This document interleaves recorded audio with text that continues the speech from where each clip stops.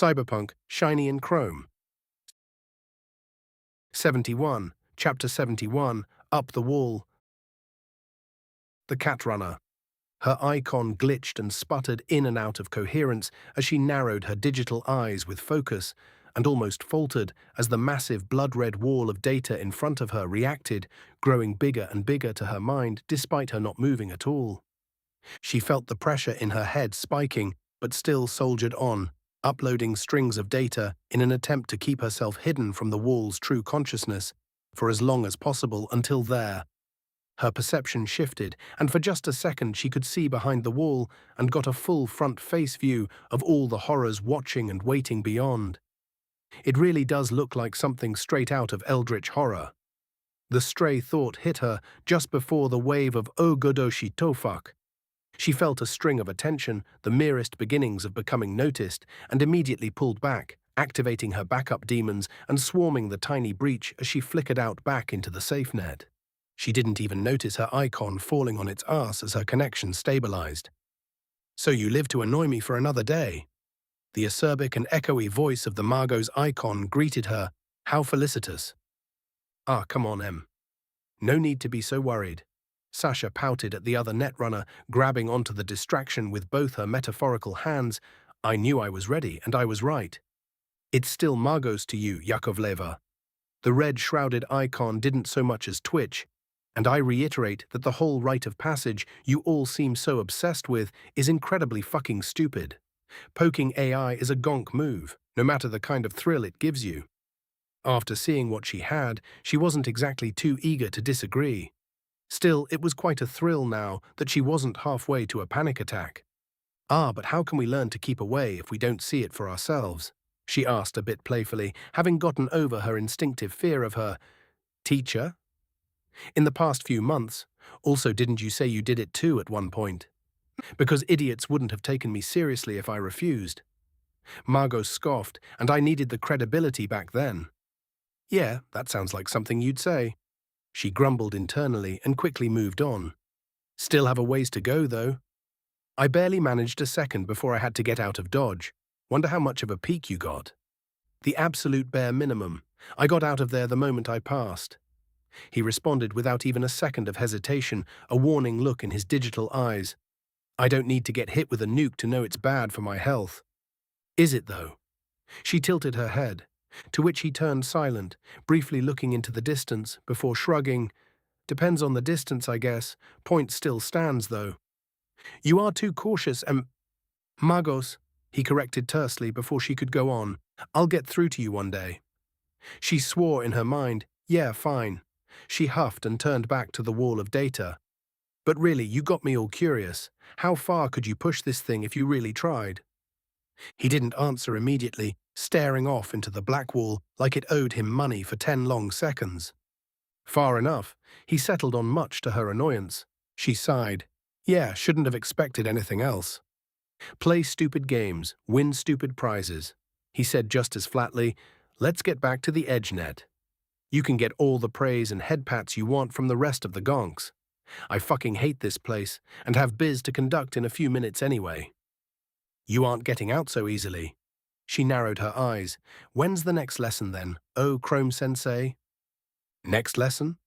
The robed icon turned to face her, completely ignoring the nickname, much to her disappointment. "Well, yeah." She felt a mix of confusion and panic start to set in. "You still got a lot to teach me, right?" "I do." Magos tilted his head. "But Yakovleva, you just passed your baptism by fire, didn't you? What could poor old me have to teach such a proven netrunner?" "Wait. Well, yeah, but what? I promised Becca I'd show you the ropes, and you have reached the level of passable by my standards." He spread his arms wide. "Why you even dragged me all the way out here to prove it?" All of her thoughts ground to a halt there as she realized something. He wasn't petty enough to do her like that. Right? Yes, I am." There was nothing under the hood aside from the eyes, but she could swear he was grinning at her. "We'll talk about it later," he said, giving her a bit of hope again. But before she could get another word in, he clapped his hands, and they were no longer standing in the nook under the black wall, but back in the colorful cafe, drawing the attention of every single guest the moment they appeared. They all looked at Magos, and she could almost swear she heard him sigh before he spoke up in a dead tone. She didn't fry. Yay! Before promptly sidestepping a rushing foxwoman avatar as cheers and congratulations came from the others in voice and text form. Yoko Tsuru seemed briefly confused as their icons tumbled through each other before shrugging and hugging her. "Congratulations, Sasha-chan." She grinned. "I knew my cute little student wouldn't let you die. He learned everything he knows from me, you know?" As she watched Magos's retreating form twitch repeatedly in annoyance, Sasha finally allowed herself to relax, as the realization she actually succeeded finally set in. Let him stay a grouch if he wanted to. She didn't care. She was in the big leagues now. Mag OS. So yeah, she isn't a complete liability anymore. I said to the other actually competent netrunners who had joined me in the private booth, "Do with that information what you will." High praise coming from you. Nix's lifelike avatar smirked. "I'll see about forwarding some work her way." She could use the experience. I thought, as I said, it's up to you. But we aren't here to discuss Yakovleva. Right. Nix's relaxed expression twisted into a frown. Pacifica. And the newest iteration of the Voodoo Boys, yes. I nodded along. I've suffered multiple attempts on my own servers from their proxies for a few weeks now, but they are skilled enough to stop me from frying them through just their probes. It is starting to get mildly irritating. What's this? The literal silhouette that was B at D's avatar twisted into a posture of teasing mockery. The big bad Margos can't just fry whoever annoys him. I just stared at the serial annoyance blankly. Let's not get into this again, please. I'd like to finish this discussion today if possible. 8UG8EAR sighed. Wakako is already driving me up the wall with her demands to find out what they are looking for. Rogue is also starting to get worried. Nix added, the previous Voodoo Boys were barely relevant to anyone, but the Haitian refugees changed that when they took over. Right. I grunted. The shift from aggressive junkie to clandestine AI cult was quite abrupt. And knowing how those usually end up, it wouldn't surprise me if they are already poking their noses where they shouldn't be. I had already confirmed they were poking at the Blackwall, but who wasn't at this point? Afraid Netwatch is going to get involved? B at D asked. Completely certain, more like. I responded flatly. I'll see about getting Rogue to contact some folks she knows in the org. Nick said after a brief pause, if we can confirm Netwatch is getting involved, that will pretty much tell us everything we need to know. I'll see about things on my end too. 8UG8EAR nodded. And if we do end up confirming it, I asked, what then? Do we leave it to the good agents to do their jobs, or do we deal with the problem directly? Don't be a nerd, Margos. B at D claps their hands. Of course we are getting involved. I stare blankly for a while before realizing that was all they had to say. Why? Because I'm curious. They shrugged, and those weirdos probably have some preem tech if they can fuck with us without frying. Just think about all the loot we could clep. That is tempting, Nix mutters. 8UG8EAR just sighs. They could, I begin and quickly reiterate as the silhouette perks up. Could have something interesting, but that still isn't enough for me to go on a wild goose chase. They will keep bothering us until we stop them, Nix reasonably points out. It could also be a trap, I add. I doubt it. He shakes his head. The only reason we are even aware of them is because all of us here are skilled enough to detect their data mining. They are trying to lay low, not lay out bait. Yoko knew about it too, but she flat out did not care until shit started burning. If you are sure. I concede the point, but I still don't see why we shouldn't just let Netwatch deal with them. It is their main purpose after all. Because they aren't that good at it. B at D cuts in. Not everyone is as Nova as we are, M, and the gonks could take years before they get their asses moving. And our AI-loving friends don't look like the type to take their time. Not to mention potential corpo involvement and sabotage. 8UG8EAR says the investigation could drag on even longer if they get bogged down by conflict of interest. And let me guess, I say with a growing headache, none of you are about to frontline this shit? Bug and I will be gathering info from our end. Nick says, and neither of us are all that combat-oriented. Not to the point of a walking tank, anyway. 8UG8EAR huffs. I'll be helping too, B at D declares. Really? I give them a flat look. You think I need your help net running? Two heads are better than one and all that. They wave me away. Also, I can't do anything else. Right. I frown before sighing in defeat. I guess I needed to stretch my legs anyway. I'll see about getting into contact with Mr. Hands while I am at it. It's his territory, technically, and his help could be useful. The silhouette begins dramatically clapping their hands, which leaves me feeling an immense surge of pettiness as I point up at them. But if this is all a waste of time, I am doxing your ass as punishment. They suddenly turn very still. Can you please not? No. My consciousness returns fully to the real world, and I feel my biopod inject me with a tiny dose of nanites just in case of potential strain like I did every time I deep dived for longer than an hour. It was a bit wasteful, but I made them from literal biological scrap, so it wasn't like it actually cost me anything. The headache of dealing with Sasha would have justified a dose by itself anyway. I tried giving her a chance at first, but no matter what I tried, she still kept to her reckless idiocy whenever given the chance. Like she had some idiotic point to prove that only she was aware of, and the words cautious approach were heresy of the highest order. At least she was competent now, in her own gonk way, so I could say my promise to help her stop sucking ass was completed. If she wanted any more tips, she would have to pay for them, just like everyone else. That will teach you to drag me back in front of the fucking black wall, you ape, I grumbled before quickly shaking the thought away, and getting up from my special-built net-running chair, I shoved into one of the unused closets of my home's upper floor. I did not strictly need to use one, but it provided some minor comfort and expediency when disconnecting from the net, so I built it anyway. It made for an interesting afternoon. There was also that one incident where I forgot about my real skin and dumped all the heat through my preem as fuck death breath implant, and melted my mouth off that we don't talk about. Ever. Jesus fuck was that uncomfortable, with the added pain receptors. Holding down the shiver at the memory, I strolled through the refurbished hallway, silently enjoying all the improvements we made now that money was flowing in steadily.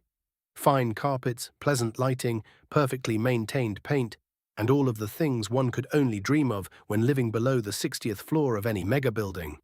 And then there was the iguana terrarium. Because of fucking course Mom got herself an iguana once some gonk smuggled it into the city without having any idea of whom he was supposed to sell it to. And so it naturally fell to my bored mother, who recently began working as a personal guard for Regina, much to my irritation, to buy the poor little thing before someone ate it for lunch. Let's just say that appearing as the buyer made my first ever meeting with Padre an interesting one, and leave it at that. The iguana was a lazy little shit, more than content to just waste its days away in the perfectly maintained air of its tiny little house, staring down imperiously at us pathetic peasants who had to actually work to survive. Truly, Gorlock the Destroyer was above us mortals in all things. I'll give you 3 guesses as to who gave it that name. Huffing in amusement, I tossed the beastie some kibble granules and went downstairs to my workshop. A workshop that was starting to look more and more like an overcrowded storehouse with all the 3D printers, prototype cybernetics, and finished products stacked on top of each other. I'll probably have to get a proper complex before the year was out, but on the positive end, that meant I still had months left to procrastinate. Something I was done procrastinating with, though, was my next upgrade, and I approached my main work table and the half-assembled biopod-adapted cranial implant spayed out on top of it. The Cyberdeck Kerenzikov hybrid was a bitch and a half to finalize, and I had already gone through a dozen final iterations before inevitably ending up dissatisfied with the result and going back to square one. It didn't help that I was trying to stack even more features on top of my already ambitious plans, but meeting those things face to face again in the Blackwall corridor, even if it was only for a split second, reminded me of just why I couldn't take half measures when it came to this particular implant. I needed to be prepared, and yesterday. Thankfully, I managed to narrow down the factors limiting my progress to a simple issue in the quality of materials. Less thankfully, the materials I needed were not all that easy to get. Simply put, the fine microscopic components I needed to assemble the final design required a sufficiently resilient conductor, the kind that was only found in the hands of the highest echelons of the big-name corporate research divisions, and the black markets, of which Night City just happened to have one. Well, I did always want to pay Dogtown a visit, I muttered to myself, rubbing my artificial beard, and I no longer have the Fullborg excuse either. Ha, as if I looked any less dangerous now to anyone with proper optics. Fuck it, shopping trip it is. 72. Chapter 72. Dogtown Trip. Michael Magos Sobranov. My foot lightly pushed down against the brake as I drove up to the looming concrete wall that separated Dogtown from the rest of Pacifica proper, and by extension, Night City itself. It looked like something that belonged more to a ramshackle concrete fortress ready for war than anything you'd reasonably find jutting out of a metropolis like a sore thumb, but that was only until you remembered exactly who was holed up in there. An entire small regiment of veteran ex-Nusay, red Militech Spec Ops troopers, hung out to dry by their corporate overlords after the failed reunification war and still held in animosity by our glorious saviors in Arasaka and thus the rest of Night City as a whole. It didn't take long for Kurt Hansen, their colonel and overall leader, to transform the place into a killbox that was simply not worth the cost of assaulting it, and after securing survival rebrand his men into a paramilitary posing as a gang, now going by the name of Barguest. Prisoners in their own territory, really, one of whom was waving for me to stop my van while I could detect at least 11 more on differing elevation points holding their weapons at the ready, if not already aimed at me. Why they chose bright neon yellow to highlight their gear, I'll never understand. No accounting for taste these days. The heavily armored man lowered his hand and approached, his expression unreadable as his head was hidden under a helmet and a balaclava, and his eyes had been replaced with a boxy but powerful military model. You aren't one of our regulars. Who are you, and what's your business in Dogtown? I was almost sad at the lack of immediate tension at seeing me. It was a bad habit, I knew it, but I still enjoyed it far too much to fully get over it. Merc and techie, I answered just as curtly, here for some shopping. He nodded, but I knew that wasn't going to be all, think we let anyone in just like that? You do if it brings biz to you and yours, and we both know it. I jerked my head so as to show off my ride. As you can see, I didn't come to waste anyone's time. That's a lot of hardware, he notes, tone still outwardly calm but posture tensing slightly as his netrunner just finished scanning the van. I have to protect my investments. I kept my cool as I spoke, though. So long as no one makes things difficult for me, I'll be in and out without anyone even noticing I was ever there. Gimme a minute, he says and backs off, pressing a finger to his ear and sub-vocalizing the conversation. Cheeky fucker even had a modulator, so it interfered with any attempts at listening in. Right, he voiced loudly enough for me to hear and looked back up. You can go in, just don't make us clean up after you, or we'll be having words. Of course. I nodded, have a pleasant day. He grunts and the gate opens, letting me into the combat zone. The very instant I drove into the city, I got a call from an unfamiliar contact. Someone had obviously greased the wheels to get me through. Feeling a frown coming, I decided to just get it over with. The call connected, and the image of a shadowed man appeared, the only distinguishing feature left visible being two shiny chrome hands, which ironically made their identity obvious. Mr. Hands, I presume. I voiced before he could. You presume correctly, Mr. Magos. He returns, a calm, cultured voice.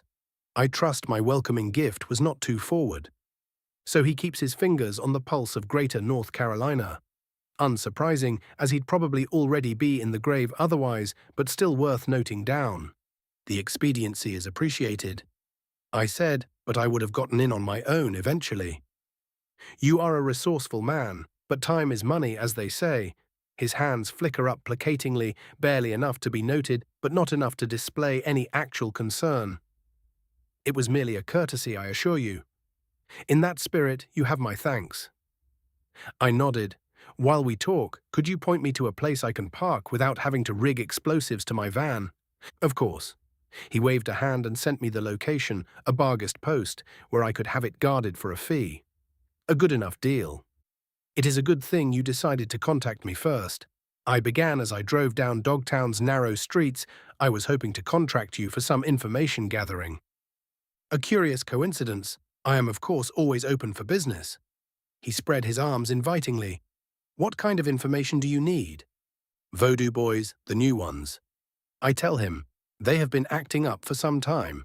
Me and my associates suspect Netwatch is almost definitely going to get involved in one way or another. I need whatever you can get on them, locations, numbers, plans. You aren't the first to come asking. He slipped. Once again, unsurprising. I suspected as much, but added motivation never hurt anyone. True, Hans hummed. But what motivation can you provide that our dear Queen of Fixers cannot? You wouldn't have bothered with my arrival if you didn't want something from me, Mr. Hans. I deadpan. Touché, Mr. Magos, touché. He gesticulates, conceding, I do find myself in need of some specialized assistance that the locals are unlikely to provide me with the necessary discretion. And my stellar rep strikes again. Good. The specifics? I prompted. There is a guest staying at a hotel near the Heavy Hearts Club, a factor of Petrochem affiliation going by Gavril Ivankovich. So far, I've been unable to insert a mole in his systems. And you want me to get you access? I raised an eyebrow, without being noticed.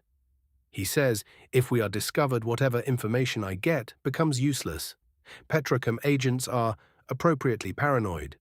Shouldn't be a problem. A chore, really. However, since I'm already paying for your investigation, I am going to need you to sweeten the pot, as it were. Naturally, he accepts immediately. I can waive the entire commission if you do this quickly and quietly. Eager, aren't you?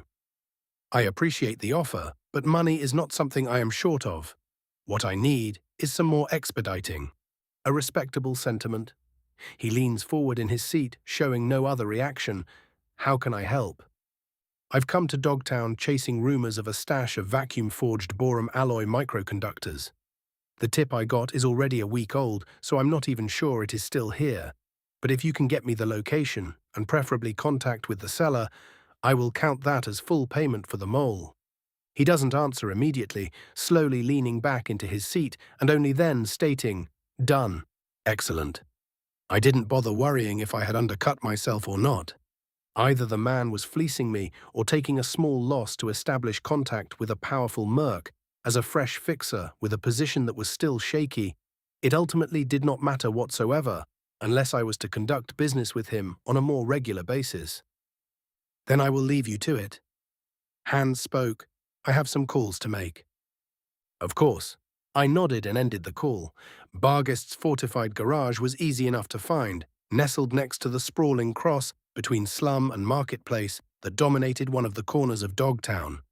The spec goons didn't try any bullshit and simply told me to be back within 6 hours. I wired them the eddies for 12 and left. The harsh April noon sun glared down at me as I began my long stroll to the relative center of the district, passing by the unfinished luxury buildings and ramshackle constructions that sprouted up around them after the fact. It was like an odd cross between Vegas and a post-apocalyptic slum, all cobbled up into one big mosh pit that came out looking surprisingly charming, but that may just be the novelty of it, since parts of the district were somehow even more vertical than the rest of Night City. I couldn't help but whistle as I stared up the mostly finished luxury hotel that stood taller than a mega building and only slightly less wide. But sightseeing was not why I was here, and the suspicious looks of the residents were not helping me enjoy my tourist act in any case. Dogtown was the place people fled to hide from the Corps or the authorities, the place where people came to disappear or conduct clandestine business, and damn near all of them had reasons to be suspicious of any and every threat, and ways to end said threat if worst comes to worst. I even noticed a few of them eyeing me as I passed, but none proved suicidal enough to try something. Even with my new coat of skin, I was still visibly cyberized, and my armored leather coat did nothing to hide the combat armor beneath, or the small armory of weapons I was carrying around, like it didn't weigh me down whatsoever. I did forego the biker helm for once, though, something I found myself doing more and more often in recent days as I tried to separate my two identities, even if only tangentially, even going as far as to switch my color scheme to black and gold whenever I was out and wearing my skin, switching the Eastern Dragon for my personal golden eye motif. Still kept a leather coat on me at all times, though. I loved my coats. The skin I was a bit more ambivalent about. It felt like I was hiding from the truth, but at the same time it let me blend into normal society more easily and gave me the ability to, for once, outperform a brick in a glass house when it came to subtlety. Still felt odd, though, and I should really stop losing myself inside of my head. I thought dryly as I nearly walked through a hydrant. The deeper I got into Dogtown, the more luxurious the buildings got. Some of them even finished and functional, but none quite as eye-catching as the Heavy Hearts Club, the luxury pyramid-shaped nightclub serving as the good colonel's base of operations and the meeting spot for the local elites. Tempted as I was to see what all the fuss was about, it wasn't why I was here, and I swerved west to one of the less luxurious and more fortified apartment buildings. Not bothering with the main entrance, I downloaded the blueprints from the public local net and simply circled the building, crouching under an abandoned scaffold and taking out my backpack. Vigil MK 1.7. Activate, I voiced, and a small fleshling hand-sized black drone crawled out of it on 6 pincer-like limbs and into my open hand. Hoping the impromptu live experiment wouldn't become an annoyance, I connected to with my cyberdeck, begin infiltration protocol. The 6th of the drone activated, and it leapt up the wall, slowly and methodically skittering all the way up top while remaining undetected due to a third of its weight being dedicated to stealth and jamming components. Finding a quiet way inside was only a question of time, and soon the drone had bypassed all the guards around the floor the Petrochem factor was staying at, and completely ignored the location's passive defenses. Whoever the guy was wasn't all that high up on the totem pole because he didn't even have a proper dweller detail with him. Just one passable netrunner currently high off his ass and pretending to do his job while napping. Either the Petrochem rat was a distraction for Hans, or genuinely that unimportant. It did give credence to the idea that Hans was using the exchange to establish rapport with me, as I refused to believe he didn't have the resources to do this on his own. Or things could be as simple as his other assets being tied up somewhere else. Ultimately, it did not matter. The moment my drone reached the upper server rooms, planting a worm into anything with an OS became simpler than breathing. So simple, in fact, I decided to do some snooping while I was at it and gave the local net a bit of an extra once-over. And regretted it immediately. There was something off with the net, just outside my perception but tangible enough that I knew for a fact something was in there. And it was not something I wanted to poke, at least not without a metric fuckton of preparation. Of fucking course, I cursed as I pulled back and ordered my drone to return to me. Let's hope whatever it is nice and shackled and preferably asleep. Preferably forever, too. A Borg could dream. Mood thoroughly soured, I let my Vigil plop onto my waiting hand and made my way out the way I came, and rang up the handyman. "Mr. Magos," Hans greeted. "You are certainly as fast as advertised. I hope there were no complications." "Of course not." I shook my head slightly, choosing not to mention my little discovery for now. "I have all you asked for and more. And it just so happens I bring similarly fortunate news." There was a brief flash of genuine appreciation on the man's voice before it sunk back beneath the polite veneer. "I have managed to get into contact with the supplier and arranged a meeting in advance." "Awfully confident, Mr. Hans," I noted. "Come now." He waved it off. A man reputed to be among the best of the best in the city when it comes to prowling the net, and its many dangers couldn't possibly fail to get through a simple factor's protections. I like hedging my bets when I can. That sounds less like hedging one's bets and more like insider trading, I said dryly, which is something I thoroughly approve of. He brought a teacup from next to him and rose it in a mock salute. "Indeed, and with that my timeline for investigating the Haitian voodoo boys can be moved up considerably. It was a pleasure doing business with you, Mr. Magos." As he said this, I received a packet of information about the meeting in half an hour. "Likewise, Mr. Hans." I nodded. "Give me a call whenever you manage to dig something up." He nods and ends the call. Despite the maneuvering, I think I liked the guy. Mentally scoffing, I shoved the thought into the back of my head and began walking back to the marketplace. Hans was nice enough to make the seller come to me, it seemed. I found him cowering in a run-down abandoned cafe, not a bodyguard in sight or within detection range. The seller was a thin man, dressed in an oversized and outdated Militech formal suit, and carried only a sidearm on him to protect himself. Suicidal idiot. My optics narrowed slightly. He gulped, "Are you the buyer Hans sent?" His voice came out shaky, but his eyes remained surprisingly firm. A quick scan confirmed he was the seller. "I am." I nodded. "And you claim to have my microconductors." "They are all in here." He grew more confident as he spoke, placing a thick suitcase on the bar. 1,000 chips and 50 kilos of cabling made by Militech's best and brightest. There was a flash of hatred in his eyes as he said that last part, but I frankly did not care. "Open it, we aren't being watched." The declaration seemed to startle him, but he did ultimately acquiesce. "Here," he said, pushing it over. "And would you look at that? My spectrometer told me it was exactly as advertised. I almost expected this to be a dud." I voiced and looked up. "How did you survive carrying this?" He twitched in agitation, but managed to control himself. "I can take care of myself." "Doubtful," I told him. "Hey, Hans said you could pay immediately." He puffed himself up. "No need for that." I rolled my eyes and wired him €2 million, making his eyes widen dramatically. "You got me what I wanted. I have no reason to fuck you over." His surprise was replaced by doubt, but the money was already in his account. Clean money no one would ask questions about unless he started spending idiotic amounts at once. Right.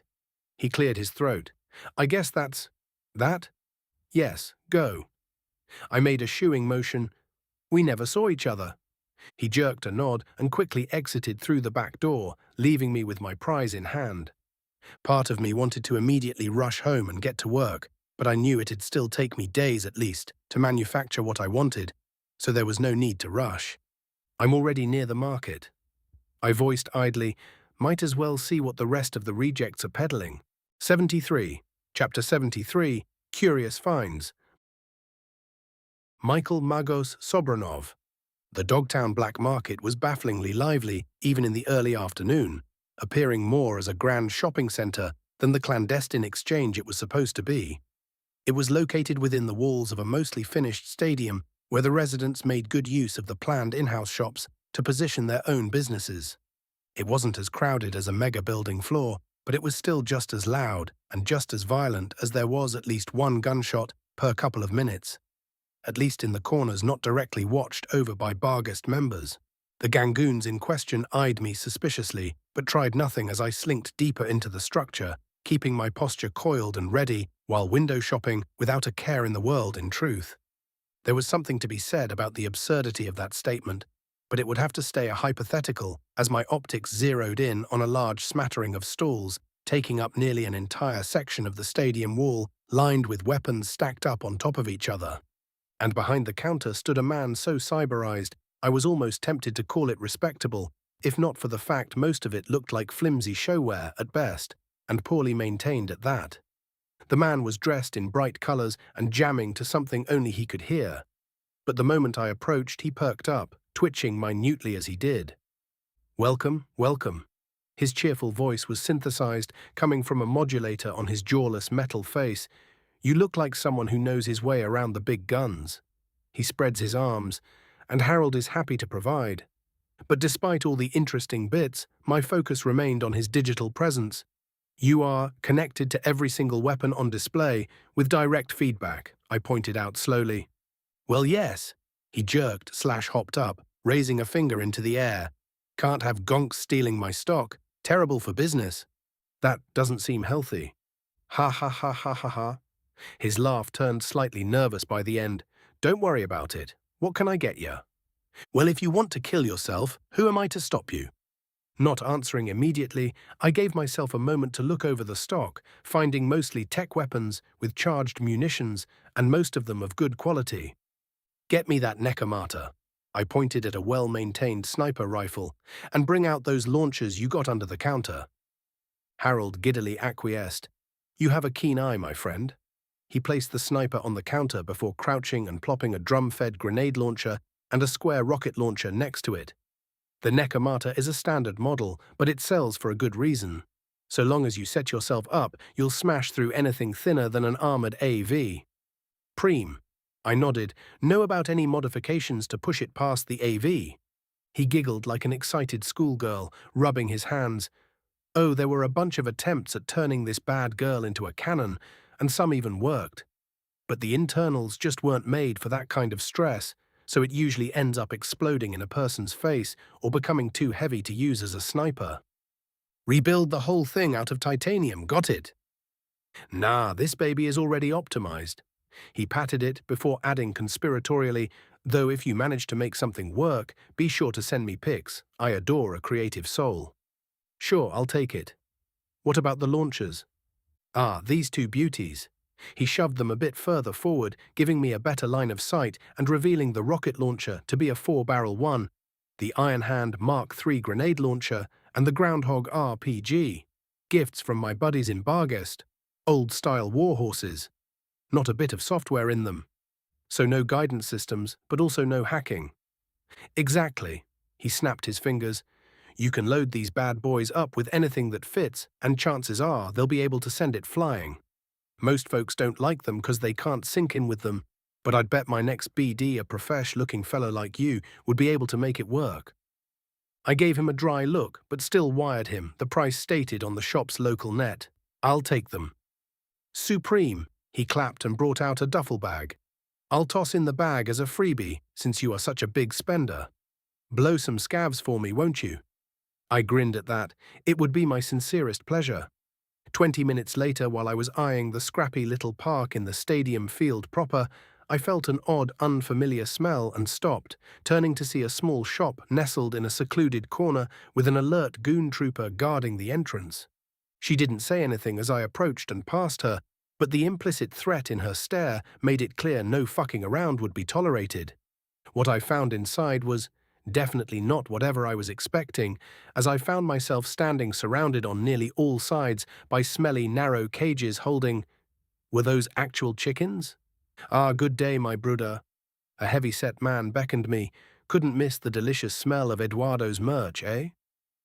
It is certainly a smell, I said absently, still looking at the cages. I'm surprised this place exists. NC was strict about birds for incredibly stupid reasons. As due to a no-doubt fabricated plague scare, every single bird anywhere near the city had been annihilated, making this place something straight out of a history book. And a dealer's wet dream. Dogtown has its advantages, my man. He grinned. You looking to buy? Is good quality brudder. Only 10,000 eddies per head, Eduardo's seal of approval. I wouldn't even know how to defeather the things, I thought aloud. There was no point in even asking him to sell me live ones. That would be incredibly stupid on his end. Ah, no problem, no problem. He waved me down. Eduardo will do the thing, you just need to say the word. He leaned in and winked. Won't find better cock anywhere in Night City. That was fucking terrible. I held back a groan. I'll take 3. Aha, he grinned, pointing at me. Knew you looked like good biz the moment you walked in. Got a portable freezer for sale too? I asked. Won't be leaving immediately, and I don't want these spoiling on the way. Nah. He shook his head and then pointed outside. But my other brother does. He's the one with the scrap shop. Got it, I nodded. Be back in a bit. Ah, not so fast, brother. His brows furrowed. Can't be cuttin' if you wander off. Bad for biz. Not sure if I won't just fuck off after rethinking the price, huh? I quirked an eyebrow but shrugged. Fair enough, Ed. I'll wait. His grin returned and he got to work. By the time I was done with my shopping trip, the sun had mostly set and Dogtown had transformed from a scene of devastation to a bright, colourful mess. The skyline of towers now joined by an exceedingly long AV with Kurt Hansen's face plastered onto large displays to its sides. Someone has a bit of an ego problem. I chuckled as I drove up to the gate and left Dogtown behind me, for now. The apartment was empty when I got back. It was Sunday, so Gloria was free, Mom was chilling over at Regina's hidden base doing bodyguard work, and Becca was off doing a solo gig for Wakako, something she had been doing more and more often in recent weeks. I felt very silly when I found out the two had known each other for years, the old fixer having helped her and Pilar out at one point or another. The old coot might not be willing to stick her neck out for the pair again, but she was still all too happy to toss gigs Rebecca's way, so at least I could be secure in the fact no over-eager tigers were going to bother her when she was off gallivanting on her own. Because for all she would deny it if I ever said it aloud, ever since her upgrades, and since she moved back in with me, she had started slowly distancing herself from her crew. It was not intentional or even conscious on her part, but what with spending her time in the relative luxury of my home and being able to complete time-sensitive gigs much more efficiently and risk-free than the slow, clunky rhythm of a crew, she simply drifted. Well, drifted from most of them anyway, because after a while Yakovleva started following her around on the jobs, and it looked like they made for a good team on their own, already developing something of a reputation between the two of them, even if it wasn't one for any degree of subtlety. I had felt zero shame in admitting I was all too happy at this development. The fact I had made peace with Maine did not matter. The man was still a futureless hothead, destined to meet the same fate all the rest of Night City's mercenaries inevitably did, and an obvious chrome junkie besides. I preferred my partner nice and alive, and for a very, very long time, thank you very much. Seems my thoughts were still tainted by my first impression of the guy. How childish. Placing the portable box freezer next to the fridge, I flicked through my notifications, my eyebrows rising as I saw a message from Ward, informing me he got promoted to lieutenant in the NCPD after his boss had a case of the corruption blow up in his face. Looks like you took my advice after all. I muttered and quickly typed out a congratulatory message, inviting him for a few drinks when he had the time so we could celebrate, quickly getting his agreement, followed by a rain check. Good, he wasn't stupid enough to believe no one would try and immediately smack him down. Hopefully he manages to keep rising. Having an ally in the higher echelons of the NCPD will never not be useful. Still typing away, I strolled down to my workshop, tossing my weapons onto an empty table, set a compiler to work finding viable Nekomata mods, before approaching the separate section dedicated to my drone work and pulling out the proven Vigile Mark 1.7 model from my backpack and placing it between a pair of Servitor Mark 3.6 models. They took some real finagling to get to work, and they weren't even fully finished yet. But I wasn't so impatient as to make tiny AIs for them. Fuck that noise. Begin disassembly sequence on object number 1773. I voiced, and the two drones, about twice the size of the Vigile but similarly shaped with two added claw hands hanging off their front, got to work methodically ripping their cousin into its constituent parts. And to my satisfaction, they managed it without damaging any of the components, even if they ended up splayed out without any sense of order or organization. Still, I reminded myself, progress was progress. Might be time to start work on actual combat models, I muttered as I began examining the hacker drone's bits for any damage or strain, finding nothing worth a redesign in the process. But by this point, my mind was already drifting to possible combat designs. Right now, I could place anything I wanted onto a modified platform: grenade launchers, rocket launchers, heavy machine guns, big bombs. I could become about 100 times as deadly while just sitting on my ass a click away, sipping beer. One step at a time. I cut myself off from another thought spiral. A simplified WASP design will do for now. You can make a grey goo event happen later. Begin reassembly sequence. I voiced and turned away from the drones, uploading a string of designs to my free 3D printers for my first combat model before moving to a separate workshop within the workshop that I had walled in, with only myself having the access to what was inside. And I was right to be paranoid, as the components splayed out across the squeaky clean table were worth over 3 mil, 5 mil now that I added my most recent purchase. Hell, I used gold for some of the larger bits of circuitry, and that was for the auxiliary components. The case containing the boron alloy chipwork hit the table with a satisfying thud, and I got to working my art.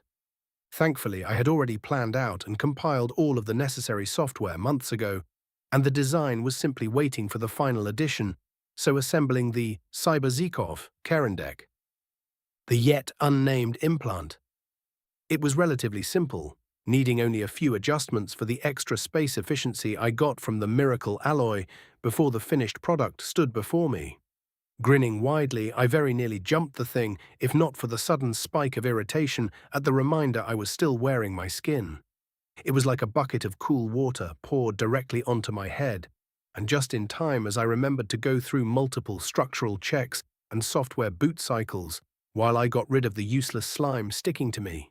Before the hour was out, I was back in my trusty old servo chair, and I felt my artifacts remove the umbra from the back of my head, ripping away my connection to the net with it. I had not felt this naked since I got a faceful of EMP. Just barely, I managed to keep my composure, taking a deep breath before commanding the mechadendrite to complete the process. Every second I waited felt like an hour, but I remained patient, and then with a jolt that nearly made me rip my way out of the chair, I felt myself reconnect. The connection was raw, violent, so much so for the briefest moment I felt the entire weight of the net's data press against my mind, a weight that disappeared just as quickly as I saw a familiar notification appear in my mind's eye. Umbra Mark 2.13, Minerva. Cyberdeck/Kerenzikov hybrid installed successfully. Cyberdeck. 54 terabytes RAM, direct net interface, self-void black ice, emergency heatsink, daemon autocompiler. Kerenzikov. Passive perception enhancer, passive reaction booster, active perception accelerator. Companion shell. 4 superprocessor clusters, self-contained persona core, emergency disconnector, emergency data scourge. I gave myself a minute to get used to the clearer sensation of connection before attempting my first test. I didn't even have to fully focus on the simpler commands. I merely thought about wanting to disconnect from the servo chair, and the machine detached with an immediate click, the stream of data cycling back to my cyberdeck before dispersing. Grinning my true grin, I moved on to the Kerenzikov. I removed a shotgun shell from my combat bandolier, tossing it into the air and not pushing the active part of the implant yet. And I felt a wave of profound satisfaction rush through me at the effects of my work. Time still moved at the exact same pace, but I could follow each and every twitch of the shell, each tumble through the air as it ascended, stopped, and began to plummet. It went so far I could observe the tiny indents left in the plastic shell by my cyberarms when I grabbed it. Catching the shell, I breathed out, closed my eyes, and tossed it up again. And then I activated the Kerenzikov properly. Time slowed to a crawl, each second feeling like a small eternity as the shell sailed up. And yet my mind remained perfectly clear and active, able to move at the same pace despite the dilation. Feeling a wave of excitement, I moved on to the next part of the test and pushed my hand up, willing it to grab the shell. What happened next would have probably torn my fleshy cheeks to pieces as a downright deranged grin spread on my face when I realized my hand moved quicker than it should be able to. Not perfectly in tune with my accelerated perception, of course, it wasn't nowhere near that level, but still beyond specifications. And beyond all reason, as I felt no protest from the cyberware as the shell ended up in my grasp before finishing its ascent. Just then, I heard a loud warning beep in the back of my head, and the implant deactivated on its own, purposefully programmed to do so for this first test. I ignored the twinge of annoyance and braced myself, but aside from a tiny wave of nausea, no great headache struck me, which only made me more suspicious about potential damage, if I was being honest. Things were supposed to follow common sense, but just because it was common didn't mean it was universal, or such was the excuse I gave myself. Now for the final part of the Minerva, the processors were multi-purposed and could work with the cyberdeck perfectly well, but that was not their main purpose. They had not been designed for my direct use. No, they were there to be used by my future companion, alongside half a dozen fail-safes and backups meant to murder every single trace of said companion if it decided to get ideas about free will, of course. I was, of course, talking about an onboard AI. The reasonable expectation was that it would be a very long-term project once started, but with my connections and ability to purchase the relevant info shards, the process of creating an artificial intelligence was deceptively easy, if not particularly simple. Almost suspiciously so, as it took me only 3 months to set everything up, without triggering too many alerts in any curious observers.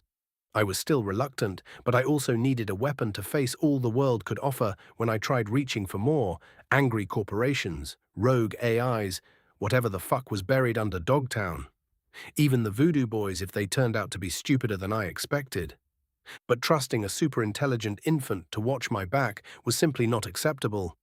In the end, there was only one person I could trust with this. With gritted teeth and spiteful determination, I plopped my arse back into my chair and injected my brain with a stream of advanced nanites, beginning the scanning process. 74, Chapter 74, Ripples, the wannabe. And that concludes today's lesson. May you have a productive rest of your day. The fake holographic teacher in the brain dance droned before the inevitable blinding flash of white snapped him back to the real world. David Martinez groaned in discomfort, uselessly trying to rub the spots from his eyes as he sat up and absently observed the other students doing the same. Those that didn't get preem top-of-the-line optics from their rich parents anyway. He must have taken too long because a moment later, the grating, mocking voice of the class arsehole came from his right. "Still haven't got your eyes done, Martinez. And here I thought you started pretending you were up to standard." Holding back the urge to blow up on the arsehole, David grit his teeth and slowly stood up and faced the other teen. "No reason to change something that works, Tanaka." The Asian just smirked at him. "How earthly of you, Martinez." David's eyes flickered behind Tanaka, meeting the stern look of the teacher, and taking the hint he simply nodded at the other student and walked by him. "Hey, I'm talking to you," Tanaka rounded on him and snapped, and immediately shut his mouth.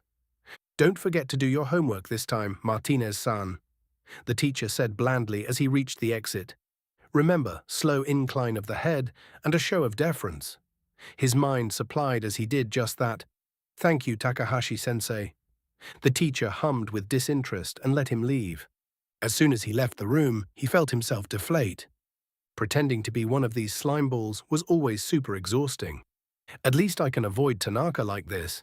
He scowled as he tossed his backpack over his shoulder and started walking out. "I'll keep it up just for that." The arsehole only got worse after his chum got his life support cut, pushing around anyone who looked at him wrong, or just existed in David's case. Too bad they didn't switch places. At least Werner was just a spoiled brat. David shook the thoughts away, walking out of the Arasaka Academy with a confidence in his step he didn't feel. He barely walked out of the building before his phone rang. "Hey, Mom." "David," Gloria smiled. "How was school?" "It was fine." And for once he wasn't completely lying. It felt like both an eternity ago and yesterday, when his life had been flipped upside down through no action of his own, and he was still stuck trying to get fully used to all of it. When his mum returned home and happily announced she found a new job, he thought it was going to be just more of the same. But then the first salary came, and she dragged him out shopping, buying him everything he needed for the academy without bothering much about the price. And to his utter bafflement, it never stopped. Life just kind of seemed to get better from there. His mum looked better, healthier, like she wasn't fighting for every single day, and he no longer felt the urge to lower his head whenever he walked the academy grounds, even if the corpo kids still tried to push him down. He even said no doc's offer to smuggle BDs on campus. Realized how much of a gonk he had been to even think about it too. Fucker was preying on his desperation, and he didn't even notice it. Because yeah, he was getting desperate. He cut all contact with the shithead after that. And then something even weirder happened. One day, out of nowhere, his mum sat him down and started coaching him how to behave around corpos. And once he got the hang of it, through much protest, everything seemed to change like in some sort of cheap magic trick vid. Everyone, even the asshole, treated him differently. Oh, he was still very much the gutter rat, but he started respecting the unwritten rules, playing the game, so the insults became insinuations, the threats became jabs, and David still felt like he was pretending to be somebody else. He looked up at the Arasaka Tower above him with narrowed eyes. "I hope you're worth it." "Avid, are you listening to me?" The voice brought him out of his thoughts. "Yeah, sorry, Mom." He lied. "I'll be home soon." "David." She sighed deeply. "We have dinner with my employer." "Shit, that was today." "Ah, right." He scratched the back of his head. "I'll be there soon." "What am I going to do with you, mijo?" Gloria shook her head. "Are you fine taking the NCART? Do you have enough money?" "Yeah, don't worry, Mom. I'll be fine." he reassured. She smiled while still looking at him. With warning eyes, she said, "Call me when you get there," and ended the call. His expression turned strained, but he shook his annoyance off, straightened out the collar of his brand-new, chemically treated Arasaka Academy uniform, promptly unzipped it, shoved his hands into the pockets, slouched his back, and left for the NCART. If anything, meeting the person who helped them out so much was something he was looking forward to. I really should have called her, he decided as he stared down the barrel of a gun. So this is how it's gonna go, Chumba? The skittish, frantic, and wide-eyed street kid hissed, "You empty out your pockets, and I don't gut you." He sniffed, "And take that suit off too. Looks like it's worth a few eddies." David slowly raised his hands, took a step back, only to bump against the wall. "Look, shut the fuck up." The teen became more frantic. "Do what I said." He closed his eyes, feeling his heartbeat in his head as images of his mom's tired face flashed through his mind. No, he wasn't going to let some asshole steal something she worked so hard for. Fuck. That. His eyes snapped open, and he prepared to go for his legs, only to see something smash into the teen's face as he doubled over with a grunt and a groan, and a group of 4 men in black coats began beating down on him with telescopic batons. "Fifth fucking time this week, Martin." One of them, a tall Latino, spat out as he gave him one last kick. "Toss him out, and someone call the pigs to pick the shit heap up." "You got it, S." Another gave a mock salute, and the 3 of them quickly carried the goon away. David breathed out, feeling the adrenaline drain away from him. "And I thought it was the tigers that were meant to scare me shitless." He laughed, even if he didn't know why. "Thanks for the save, man." "Yeah, no problem, Chum." Ez nodded, pulling out a pack of cigarettes. "Want one?" David politely waved the offer off. "Why'd you help me anyway?" "It's what decent folks do." The man shrugged before his expression turned grim. "And we don't let assholes like him do what they want around here. Seen what happens when folks don't defend themselves." The place did seem quieter than usual, David muttered, much to the man's visible satisfaction. "So what? You some kind of gang?" "Eh," S shrugged, "just folks banding together to protect what's ours. Though some of the kids decided we had to have a name, so we settled on the Watchman." He pointed at a golden eye insignia under one of his breast pockets. "Name's Esteban, by the way." "David," he returned. "Guessing you're here to see the doc?" Esteban asked as he turned and waved for him to walk alongside him. "Yeah," he said with some confusion. "How did you know?" "No other reason for anyone dressed like you to come here," he shrugged. "Come along, I'll show you to the place." "That's," David began, but the man was already walking. "All right then." None of them noticed the camera above them flicker before resuming its usual rotation. "Here we are," Esteban said as they reached a duplex section straight out of a corpo sector. Suddenly, David felt a hand land on his shoulder and looked up to see the Latino's expression had changed to a grim one. "Look, Dave, the doc helped a lot of folks around here when he didn't have to, so remember to keep respectful and don't start any shit, yeah?" "Got it." David nodded shakily. That seemed to satisfy the gangoon, and he walked off, leaving him alone. Mom must never find out about this, he decided, and walked up to his destination. He looked up to the bright red sign of Ars Magos Mechanica, welcoming him as the doors opened on their own, letting him enter, revealing his mom sitting at the shiny silvery white reception table, rapidly typing away on a laptop. She looked up as she heard him and beamed, the exo-implant scanner over her right eye rising above her head as she stood up, revealing another pair of external mods hugging her hands from beneath her red and white uniform. "David, you made it." "You don't have to sound so surprised, you know," he grumbled. She just gave him a look at that said, "You know what you did. The doctor should be just about done now, so why don't you go in and say hello while I go upstairs and help set things up?" He shifted uncomfortably. "Ah." "You'll do fine." Gloria patted his head and walked off upstairs before he could even process it. David went to call out for her to wait, half raising his hand before letting out a sigh. "Might as well just get it over with." He muttered and entered the clinic, and immediately went very, very still. Ah shit, the sign really should have been enough of a hint. Lucina Cucinada. Seems Gloria is starting to get ideas again. The annoyed Ripper told the new arrival without turning away from her implant.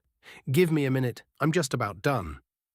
The cyborg proceeded to ignore them for a few minutes as he finished and stepped around to loom over Lucy.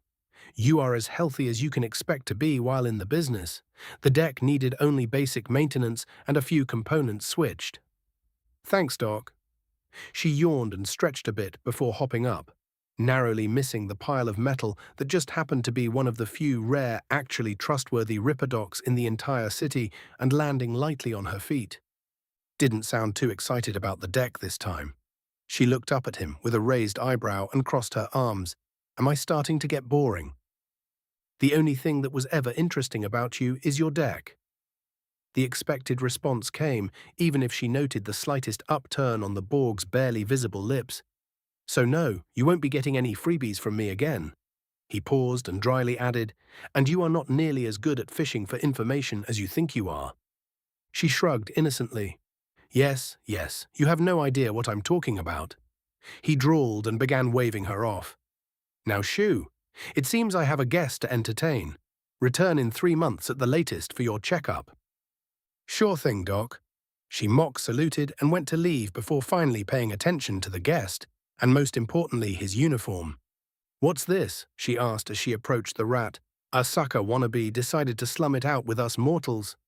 She kept her voice playful as she approached the kid, who looked out of place in his own clothes and ruffled his hair while picturing the head under it cracked open. Whatever he was about to say died in his throat. She narrowed her eyes and smirked. "Try not to fall and break your neck, rat boy." "Kushinada."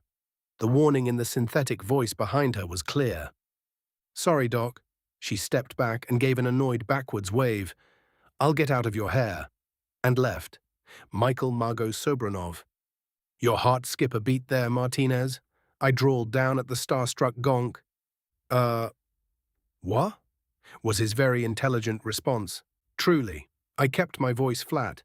"You are the voice of a generation." Finally, Gloria's kid managed to collect himself. Or not, judging by his immediate question, "Who was that girl?" "You want me to share patient information with you?" I gave him a flat look. "You sure have some balls." Too much balls, if his little suicide attempt outside was anything to go by. I should send Esteban and his squad of goon posers some drinks for sparing me Gloria's freakout. His face clenched. "Forget about it." That's what I thought. I chuckled darkly and enjoyed his discomfort. "Anyway, we've met already, but introductions are still in order. Michael Sobranov." "David Martinez." He returned the gesture instinctively before realizing who he was shaking hands with. Please don't tell me you are a fanboy," I pleaded as I looked up to the ceiling.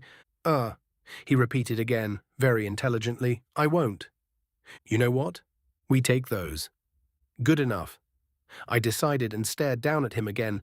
"Needless to say, the only reason I'm trusting you with my name is because your mother earned it. You don't share it around to any random gonk that asks, 'Got it?'" He made a zipping motion across his mouth and nodded rapidly. "Good," I said. "Now let's get upstairs. The food should be hot. I can't be asked to put my skin on right now." The look of horror on his face quickly evaporated whatever annoyance I was still feeling.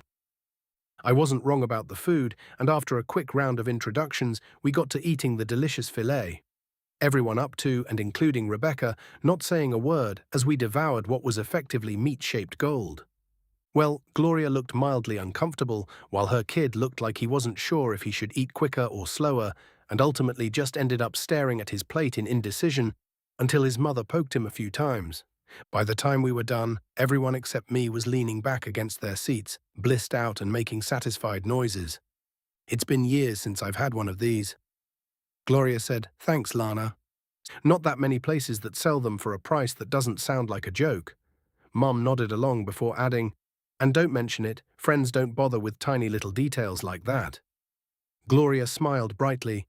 "Of course." And David looked more and more awkward with each word shared.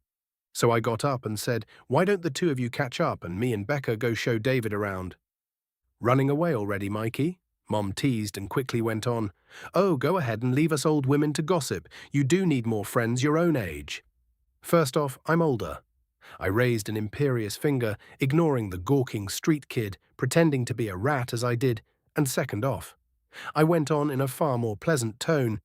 You aren't old for you, my lady, have aged like fine wine. She rolled her eyes and laughed, quickly joined by a more subdued Gloria. The wannabe. He was still so stuck processing the fact he had just eaten actual real food for the first time in forever that he barely even noticed as he was dragged out of the dining room by his mom's boss, who was apparently around his age, and a famous merc as well. What in the actual fuck was he doing with his life at this point? And his far too cheerful mainline, who was giving him amused looks the entire time for some reason. At least they got him out of there before his mum started sharing the embarrassing stories. You back with us, Martinez? The Magos waved a metal hand in front of his face. Yeah, he nodded after a moment. It's just weird. Real food, I mean. He paused, and before he could offer his thanks, he noticed something behind the looming cyborg, and his eyes widened. The fuck is that? The Borg looked back to see his mainline rubbing the chin of some big-ass lizard while muttering, "Who's a good little boy?" under her breath. Ah, that. Margos deadpanned. David, meet Gorlock the Destroyer. His voice was utterly dead now. Gorlock, meet David. The lizard's head twitched in his direction, and it flicked its forked tongue at him before going back to being pampered, much to the amusement of a snickering Rebecca. I'm not sure if that's preem or fucking terrifying. David muttered, probably costs more than my apartment too. Probably both, Margos said in agreement. Come on, Becca, you can pester the little parasite later. Oh, fiend. She pretend whined and stepped away from the terrarium. Where did you get the meat anyway? That stuff tasted way too fresh for the usual dealers. Found a guy in Dogtown, if you'll believe it. The Borg shrugged. The man sold homegrown stuff for cheap, so I grabbed it. Wasn't homegrown stuff dangerous, David thought. I scanned it, obviously. The Borg gave him a look, and yes, it is written all over your face. I must look like such a gonk.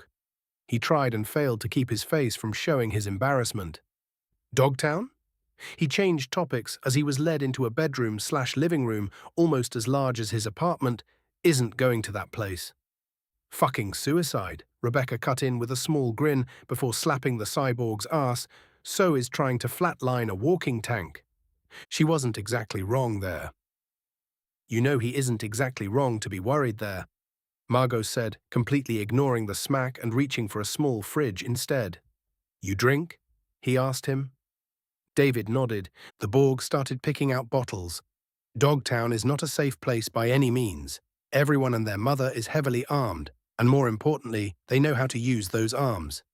So unless you are bulletproof or have a full security detail, just don't bother going. Otherwise, even leaving alive turns into a coin flip. David was so distracted listening about the urban myth of a place that he didn't even react when a long metallic snake-like limb offered him a cold bottle of Broseph, merely nodding on autopilot and taking a seat as he listened. But they have such preem weapons, Rebecca whined playfully. I already got you a grenade launcher. Margos flicked her lightly. Don't start getting greedy on me now. Fiend, she grumbled before plopping onto the bed and facing David. So, Davy, how is that sucker brainwashing center been treating you? I'm also curious, Margos added, taking a seat in a large, reinforced armchair. Surprised you didn't get eaten alive within a month, which means you are either lucky or actually competent.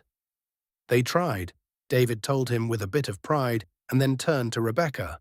How do you know about that anyway? We've literally just met. You mean aside from the uniform? She looked at him in a deadpan. Yes, aside from the uniform.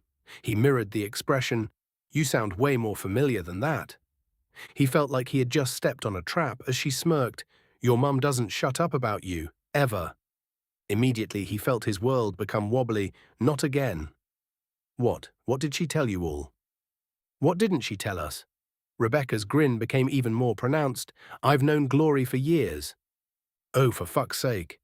He lowered his face into his hands, much to the duo's amusement, as they chuckled at his misery.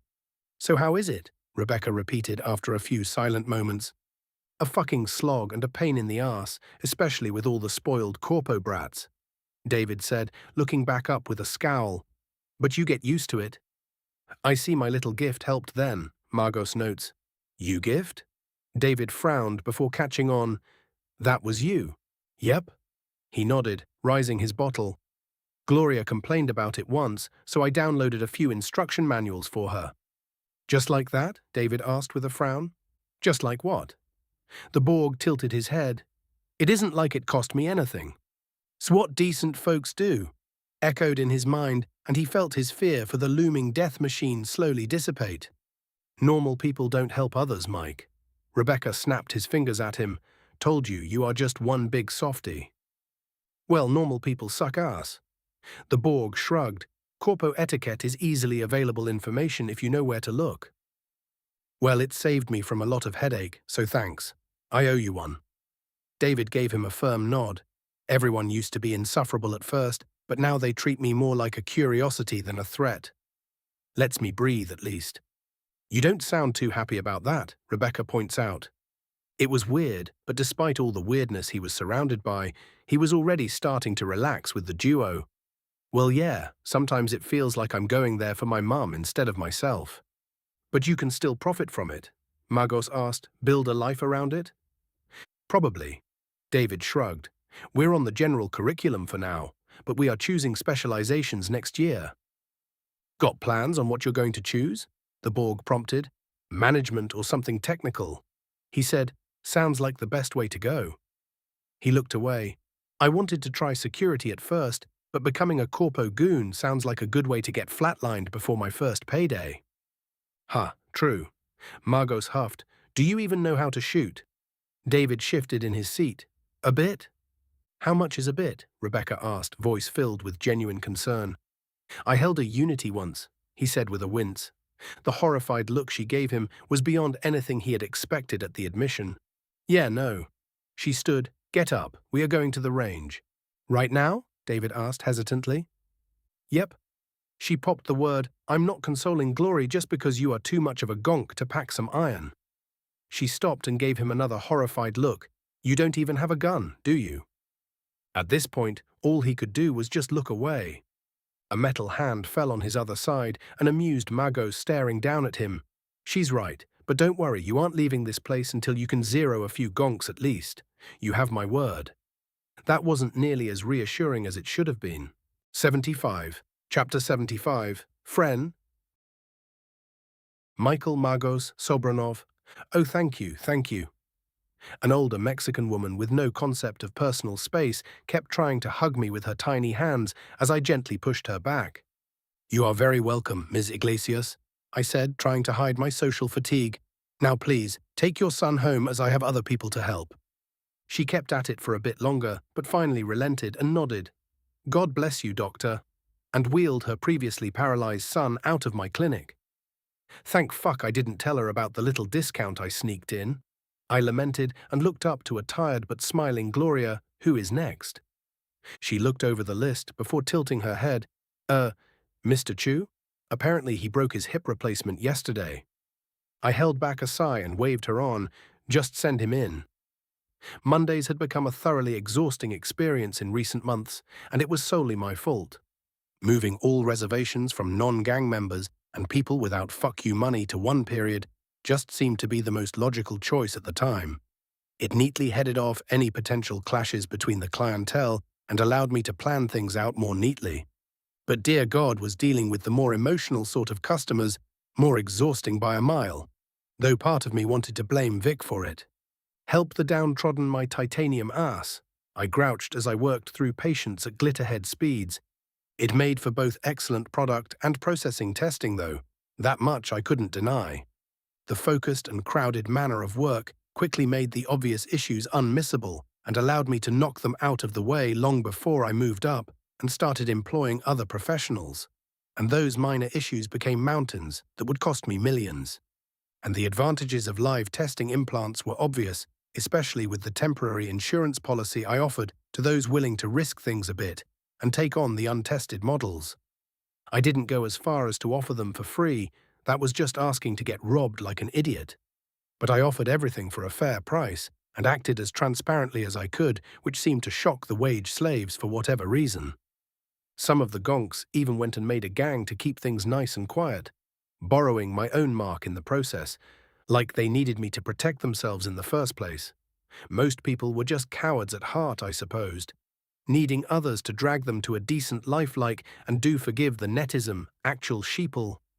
I observed a gruff construction worker who had lost both his feet in a hardware accident take his first cautious steps in a decade, with tears in his eyes, and clinically noted down the feedback signals between the cyberware and meat, only to feel a sudden twinge in the back of my head as the information compiled on its own, displaying a very slight dent in the left foot joint that would lead to discomfort some 2 decades down the line.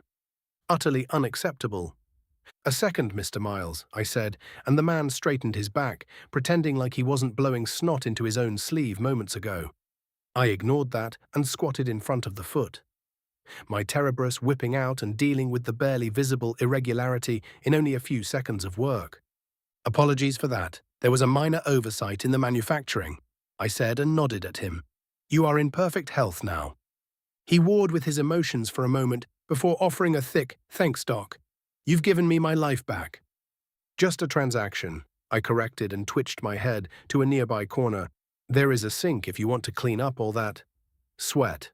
I only caught him startling because of my optics as he looked himself over and chuckled bitterly, "Got it, Doc." The moment the man walked out and I notified Gloria we were done for the day, I focused on the hard drive log of my cyberdeck, rapidly scanning through every single data exchange. Even if I didn't immediately guess, my little helper was finally waking up. The string of rapid-fire information compilation processes left very little room for doubt. Quickly locking down the clinic, I strolled, or more like stomped into my workshop and sat in my servo chair, readying a pre-programmed manual extraction in case things turned deadly. Briefly closing my eyes, I steeled my nerves and opened the connection. As expected, the return signals were a mess of a mind that was yet to fully form, exploring the world around it. Unaware of purpose or meaning, it clutched at anything it could reach in an attempt to understand itself. Like the cyberware design my scanners temporarily uploaded to my deck, the self-contained Persona Core design I decided on had limitations, the most notable of which was the fact it was permanently, irrevocably contained in its core, sitting nestled in my cyberdeck. It made sure it couldn't easily go rogue like its more free-form cousins, but it also limited it from accessing anything on its own, needing direction from my internals to do so. An absolute necessity as far as I was concerned, it also made its birth a thoroughly cold and unfeeling experience. The newborn's feeble attentions shifted in my direction the moment the connection was established, data prods of inquiry poking against my fleshy mind in a way no implant truly could. And the first words it managed to truly form. "Fren? What?" My dumbfounded state confused it, and it poked me again. Same question, but more urgent this time. "Yes," I voiced with some bafflement, "I'm Friend."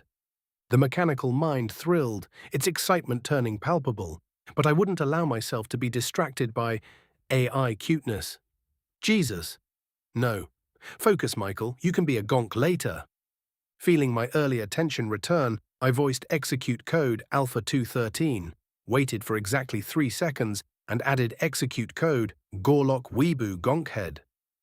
The program stopped in its tracks, retreating to a more coherent form and waiting for further input. "List your primary directives," I commanded. The proto-mind obeyed immediately. Directive 1, link to creator. Directive 2, protect creator. Directive 3, assist creator.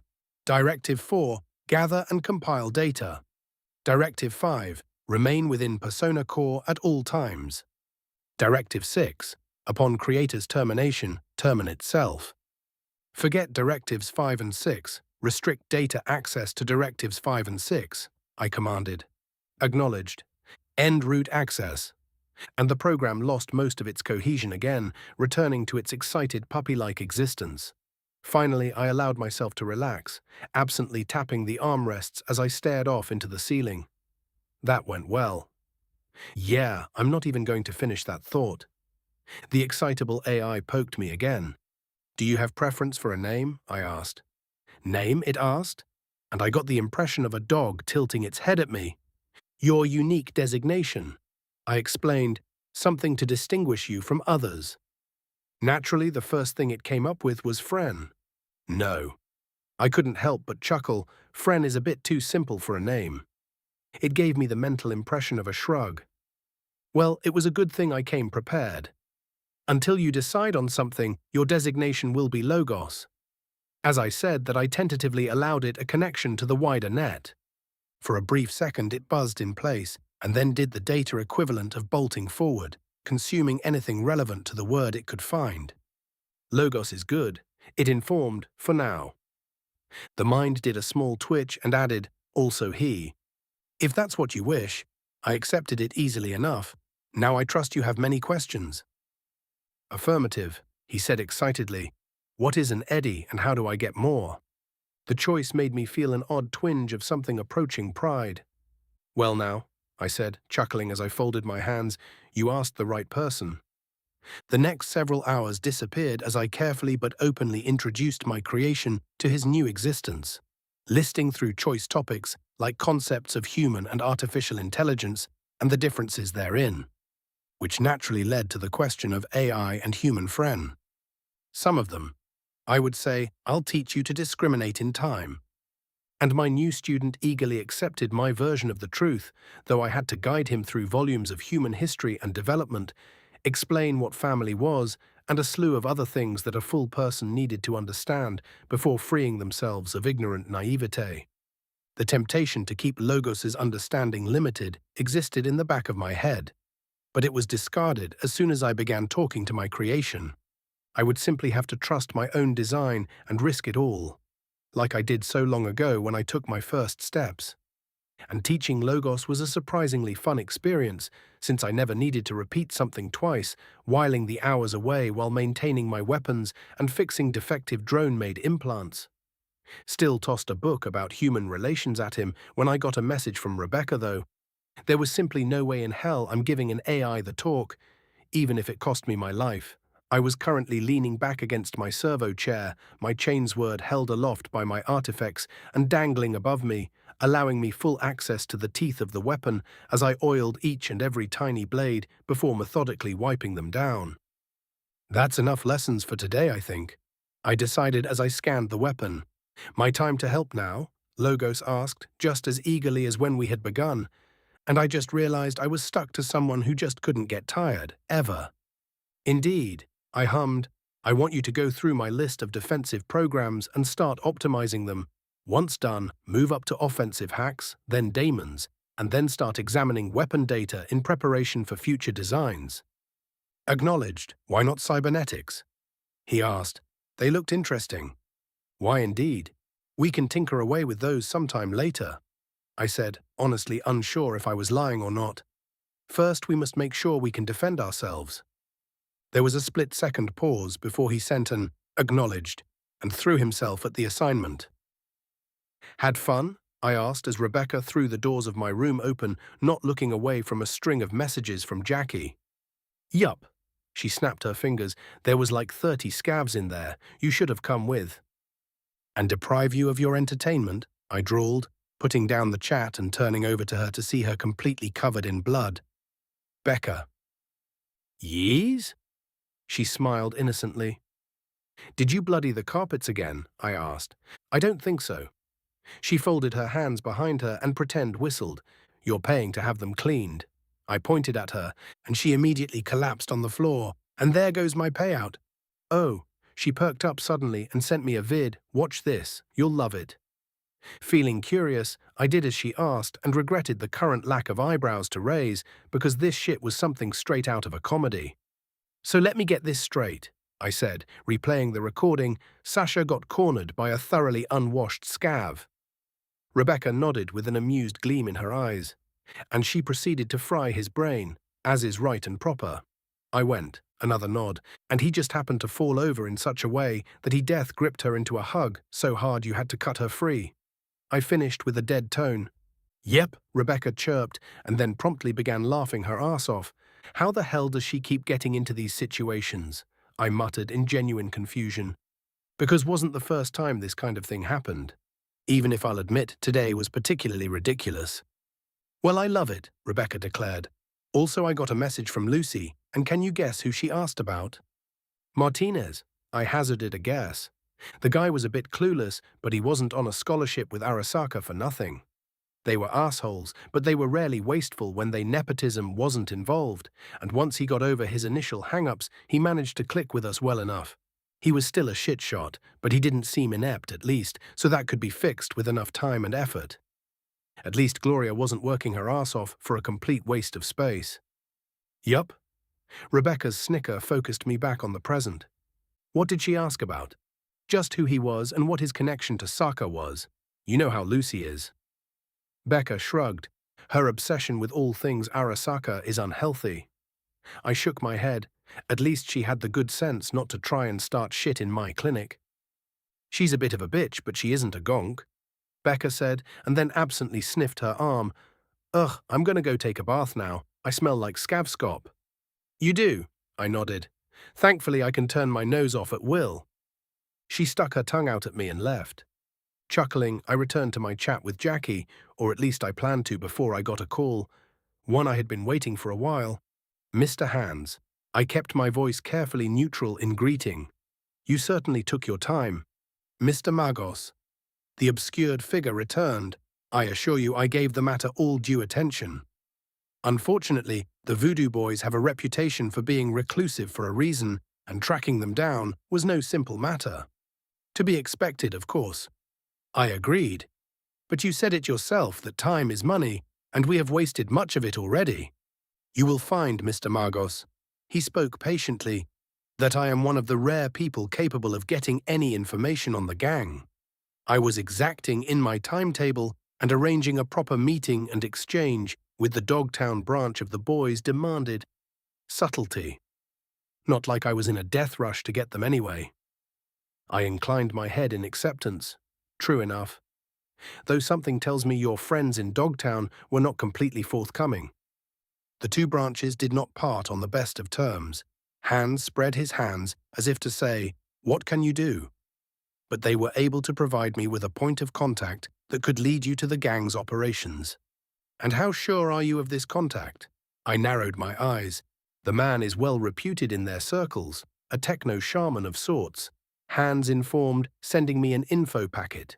And he is the only clue I could find without expending enough resources to drag the gang out of their hiding spots. And making things unnecessarily loud. I finished for him. He nodded. Indeed. For a moment I was tempted to call him out on the unreliability of what he provided me with.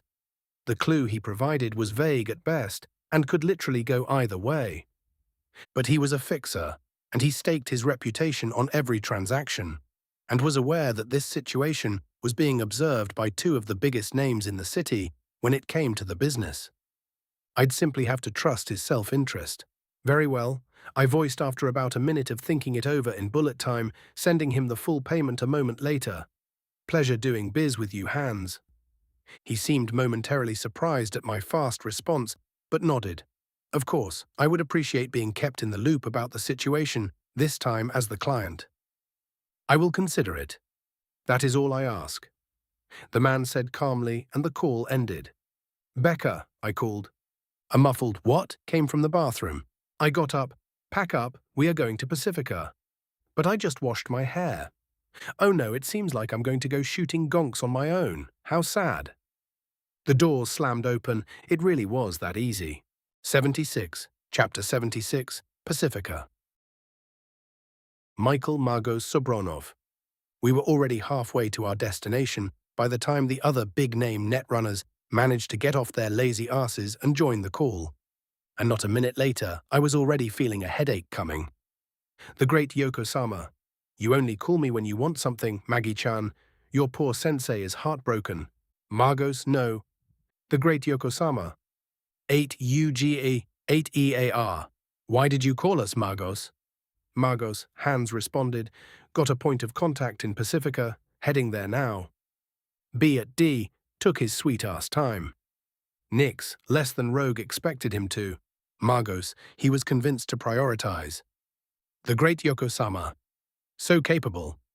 Magos, why are you here again? The great Yoko-sama, I was bored. Magos, well, go be bored elsewhere. Magos has kicked the great Yoko-sama from the call. B at D XD. Margos, now that has been dealt with, at Nix at 8UG 8EAR, how did things go on your end? 8UG 8EAR. Wakako decided to wait and see. Of course she did. Why not just let others do all the work? Well, she wasn't getting shit if we found anything valuable. Nix. Rogue got into contact with Netwatch. They sent a rep to NC around a week back. The van shuddered as it suddenly roughed its way across a large pothole, making me shoot an annoyed look at the gremlin currently hogging the driver's seat. Naturally, all I got in response was a laugh. Rebecca had gleefully accepted the chance to torture my poor ride's engine while I was distracted, and was now zooming across the dusty streets of the lawless city zone without a care in the world. Another message distracted me from my grumbling. Nix, she's already negotiated an information exchange, and whatever the VB has been doing has lit a fire under Netwatch's ass, so getting them to help should be easy. Margos, the real question is, should we even accept it? Added attention meant added complications.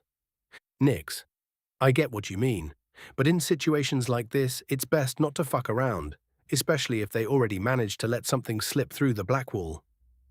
Margos, got it.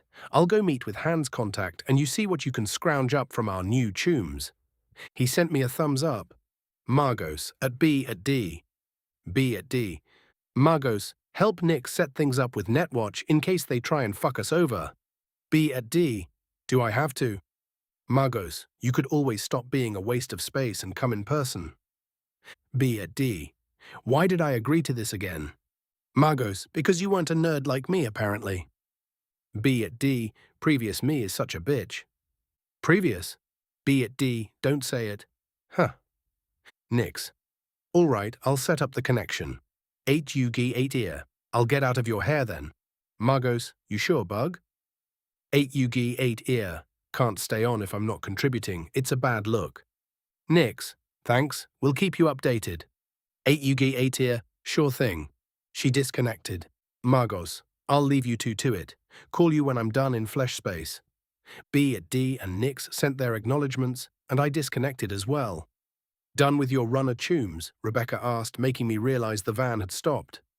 Didn't even take that long, I said, and then noticed a slight frown on her face. Something happen? Just Pilar being a dickhead again, she said, waving it off. Found us a nice spot while you were yapping. I observed the secluded alley before nodding in satisfaction. Good. The contact should be a few minutes away. Best if we kept out of sight for now. Got it. She saluted playfully and pulled a hood over her head, while I hid my own metallic face between a properly tinted biker helmet for once, completely obscuring my more inhuman features. We armed ourselves and began skulking down the less traversed corners of Northwestern Pacifica's more cramped layout, an already cheap corporate tenement turned somewhat livable slum. Most of the rest of Pacifica tended to be pretty open, covered by abandoned shopping centers and coastal hotels, as the goal had been to replace the city's notorious combat zone with a prosperous tourism district. Anyone with even a hint of intuition could guess just how well that went. The corpo investors employed many from the city itself, but also a massive number of Haitian refugees fleeing the environmental disaster that destroyed their home island. It was great PR for them, even if it probably annoyed the shit out of the locals for losing the work opportunities. But the lure of cheap laborers, morally indebted to you and dependent on you for everything from base necessities to housing, was a lure too great to miss for the investors, and so they so generously helped the unfortunates.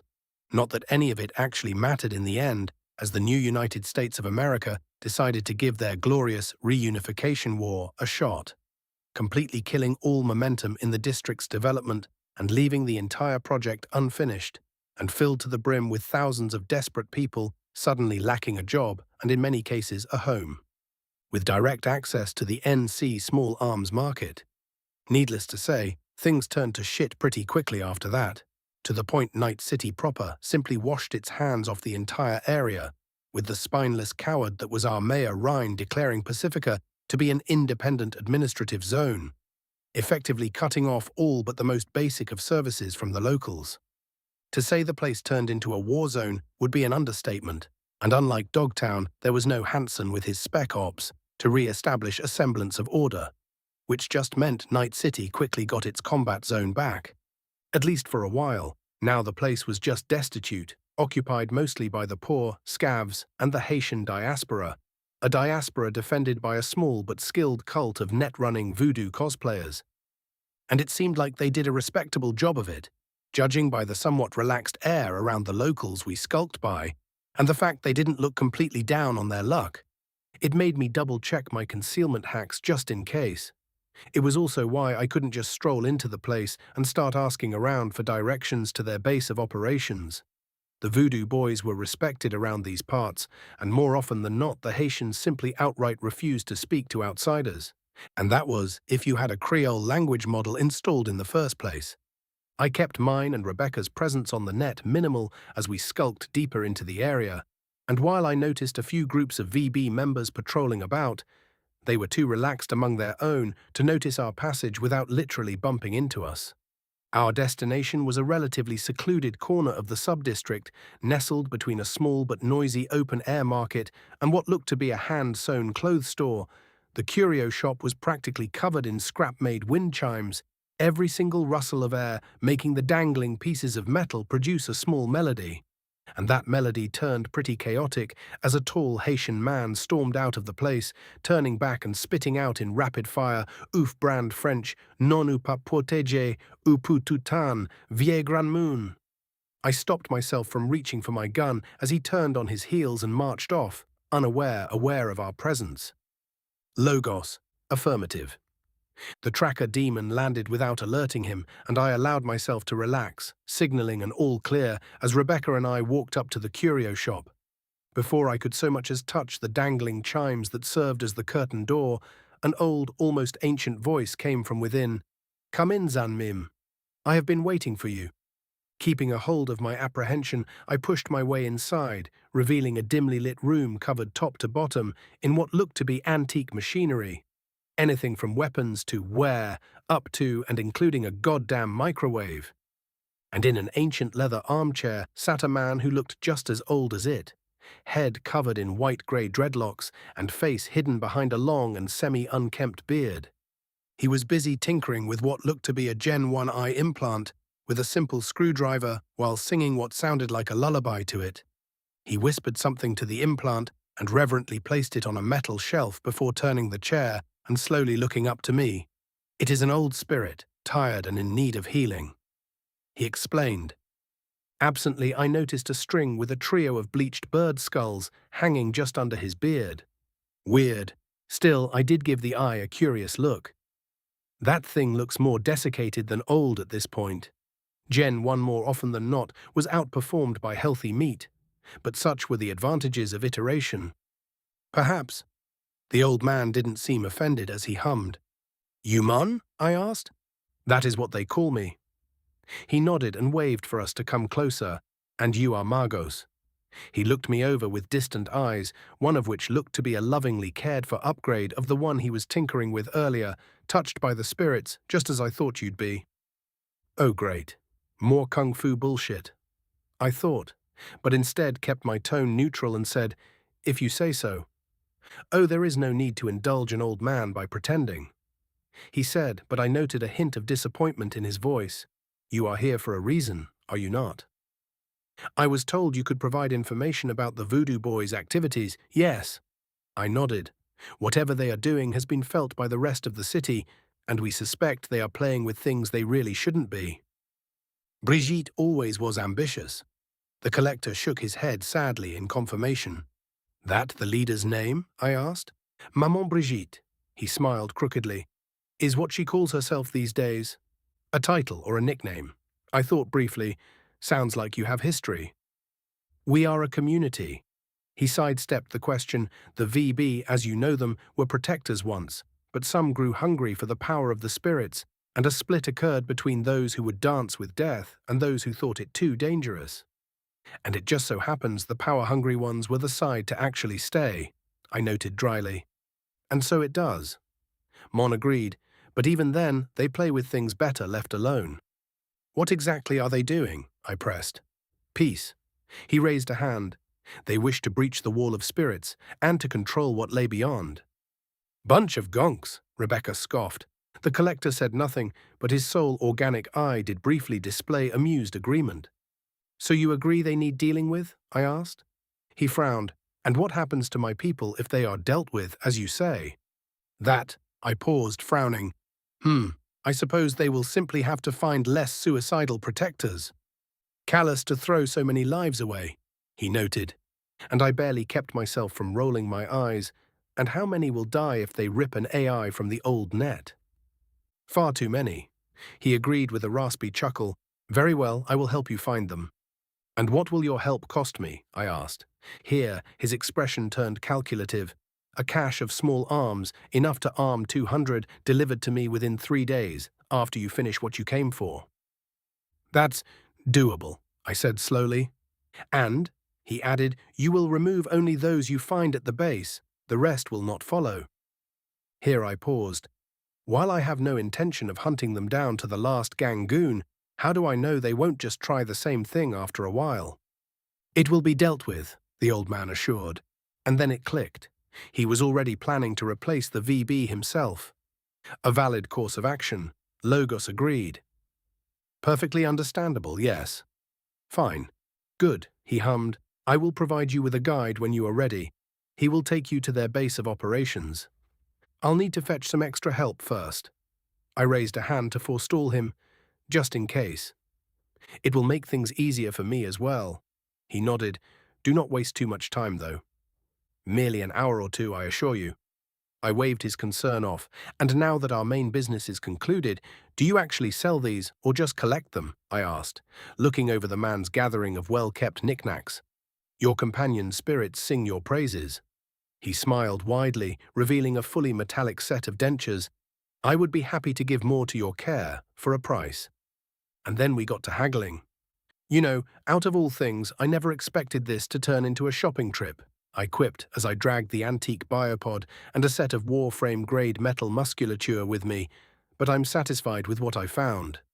Even if I had to listen to the techno-cultist yap about the sinews of a great war beast in an attempt to make me pay out of my nose for what was at the end of the day just a piece of scrap. Scrap that was infinitely useful to me, but he didn't need to know that. You listening to me? I asked as I looked down. But Rebecca was still too busy staring at her purchase with literal stars in her eyes. Oi, I flicked her lightly. It's a fucking AK, she squeaked, an actual AK-47. All right, I nodded. And? Have some respect for the classics. It was like the most sold weapon in the world for 5 whole decades. I pointed out, it is by definition a dime a dozen. She hugged her weapon close and kept muttering about my lack of taste and giving me the stink eye the whole rest of the way back to the van, said vehicle blessedly free of gonks trying to cut their way in, which might have something to do with the fresh paint of red on the nearby alley wall, but it wasn't my fault people didn't look where they were walking. Some spraying to wash away the bits later, and we were driving away. Margos got us an in, somewhat time-sensitive. Nix, good, was starting to get worried when you went quiet. Margos took some negotiating. B at D. Finally, do you have any idea how boring this Netwatch gonk is? Margos, have you tried pestering him harder? B at D. Yes. It didn't work. Margos, will wonders ever cease? Anyway, you managed to arrange anything? Nix. The agent requested a personal before you go in. Sending you the cords now. I uploaded them to the van's autopilot. Margos, what do you think he wants? Nix. He's only come in a week ago, so I'm guessing he wants the situation dealt with immediately before he gets bogged down in NC. Margos, but he still wants the credit. Nix. Definitely. Sending you his deets now. Margos. Got it. Almost at the meetup now. The call trailed off as we reached the entrance of a large abandoned shopping mall, and I immediately felt a number of probes poking at my defenses from the net. Logos, hide and do nothing. Why? Just do it. I'll explain later. There was no way in hell I'm drawing Netwatch's eyes with an onboard AI. Affirmative. Dismantling the agent's probes without retaliating promised to be an exercise in tedium, but then I felt a familiar signal flare up from the nearby net space, and the probes were simply shredded to bits. Looks like B at D hadn't been completely idle, even if they just had to wait for me to show off. Wisely, the Netwatch rat didn't try it a second time. Before long, an armoured SUV drove out of a nearby garage spot, and I had to hold myself back from popping my autocannon out, as a display of annoyance at the posturing. But I held back. You see something wrong, you light them up. Got it. Becca chirped and made herself comfortable with the autocannon's controller. Satisfied, I stepped out of the van and stopped as I saw a duo of MaxTac operatives stepping out of the car. The movements of the reformed cyber psychos were just as twitchy as you'd expect from someone like that, but my accelerated perception stopped me from immediately showering them in bullets. Didn't stop me from salivating at the idea of getting my hands on one of them and finding out just how Nightcorp tamed their attack dogs. A minute ticked by before finally, as the two took slightly more relaxed positions, the Netwatch agent stepped out from the driver's seat, suited up like he was just about to go to Arasaka's tower for some coffee and not like he was in the middle of one of Night City's most dangerous areas. He adjusted his cravat and spoke up in a tense but professional tone. Apologies for them. My loaned aides from the mayor are rather insistent in doing their jobs. I see, I said neutrally, not showing my irritation at the obvious intimidation attempt. Agent Mosley, Netwatch. He introduced himself as he approached me and offered a hand. My superiors were quite surprised to find out the locals were already on top of the problem. Awfully bold to come into grabbing distance, but I didn't voice that as I returned the gesture. And yet here you are. Trust but verify. He agreed and reached for his breast pocket. He made the movement dramatically slow, and I accepted it as the courtesy it was as he pulled out an advanced-looking data shard. And what's this? I asked. Insurance. He said, our mutual contacts. He kept good control of his face, but failed to hide the micro-twitches indicating irritation from showing, assure me you have found a way into the terrorists' home base. This should be able to repair any damage they caused to the wider net during their extermination. Useful, I said, and let me guess, it also leaves some sort of marker so your bosses and their allies believe it was you who dealt with the situation by your own power. And is probably a trap. Again, his facial control remained superb, but not perfect, and I saw him go briefly still. That, Agent Mosley, will cost you, I said. His eyes turned hard. We are helping each other here. You are dealing with NC's cream of the crop, Agent. I informed him, we do not need your help, even if it is useful. I raised a hand to stop him from immediately responding, but I can see the use of having a rising star contact in Netwatch, which is what you will be once news of your success spread. He went to speak, but I preempted him again. And in return, once I'm done scouring their databanks, I will activate your little chip no matter what, I said. I will give it to him. He didn't hesitate even a second. Deal. Pleasure doing business, Agent. I smiled, immediately regretting hiding my face. Now I have an assault to plan. Of course, he nodded and stepped back. I will prepare contingencies. You do that. I dismissed him. Margos, I trust there won't be any problems with me taking the owed favors. Nix, you are the one taking point, up to you. Rogue already got her cut then. Margos, correct. B at D, and what about little old me? Margos, you get to participate without bringing anything to the table. B at D, ouch. The truth was often painful. 77, Chapter 77, Voodoo Boy Bash. Michael Margos Sobranov. Weird, I muttered as I was crouched next to a breached overpass barrier, slowly looking over the large and mostly completed shopping center that had been turned into a cross between an open-air market and an apartment building. Rebecca blinked away from her newest toy. What's up? It only just now clicked how much territory the Haitians actually control, I admitted. B at D, assholes like to keep to themselves. Whoa. Becca chuckled. Harsh much? B at D. Nah, tried visiting the place once, and the shitheads just wouldn't stop glaring at me until I left. Probably best I did get out of Dodge before the VB goons decided to step in. They can't just kill whoever comes and goes, they need the biz like anyone else. I pointed out, but yeah, sounds like you dodged a bullet there. They went to whine further, but I cut them off. Nix just sent me a message. He set up Overwatch across the area. Should stop too many reinforcements from swarming us while we deal with the main group. Or 5 more minutes passed before I detected movement far below us, and another 2 went by as Mon's contact clambered up the rusty ladders connecting the overpass to a secluded alley. By the time he rolled over the edge, his face was covered with sweat and he was breathing heavily. And most notably, even casual observation revealed him to be tall for his age, but still far too young to be getting involved in something like this. Bits of his visible skin displayed a selection of sophisticated, even if not particularly high-grade, implants, and I also noted a distant resemblance to the collector in his facial structure. What exactly is he playing at? I frowned mentally.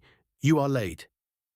The kid, or Cyclone as my contact, and his internal data, named him, rolled to his side and took yet more deep breaths before answering in heavily accented English, "Apologize." Took me a while to slip away. Something got the others spooked.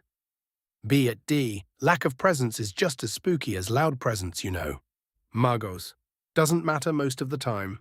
B at D, true, but just saying. I channeled impatience into my voice. Lead the way then. Best not give them more time to get agitated. Right. He nodded and then looked back at the ladder before sighing his heart out. Meat, I shook my head. Meat bad.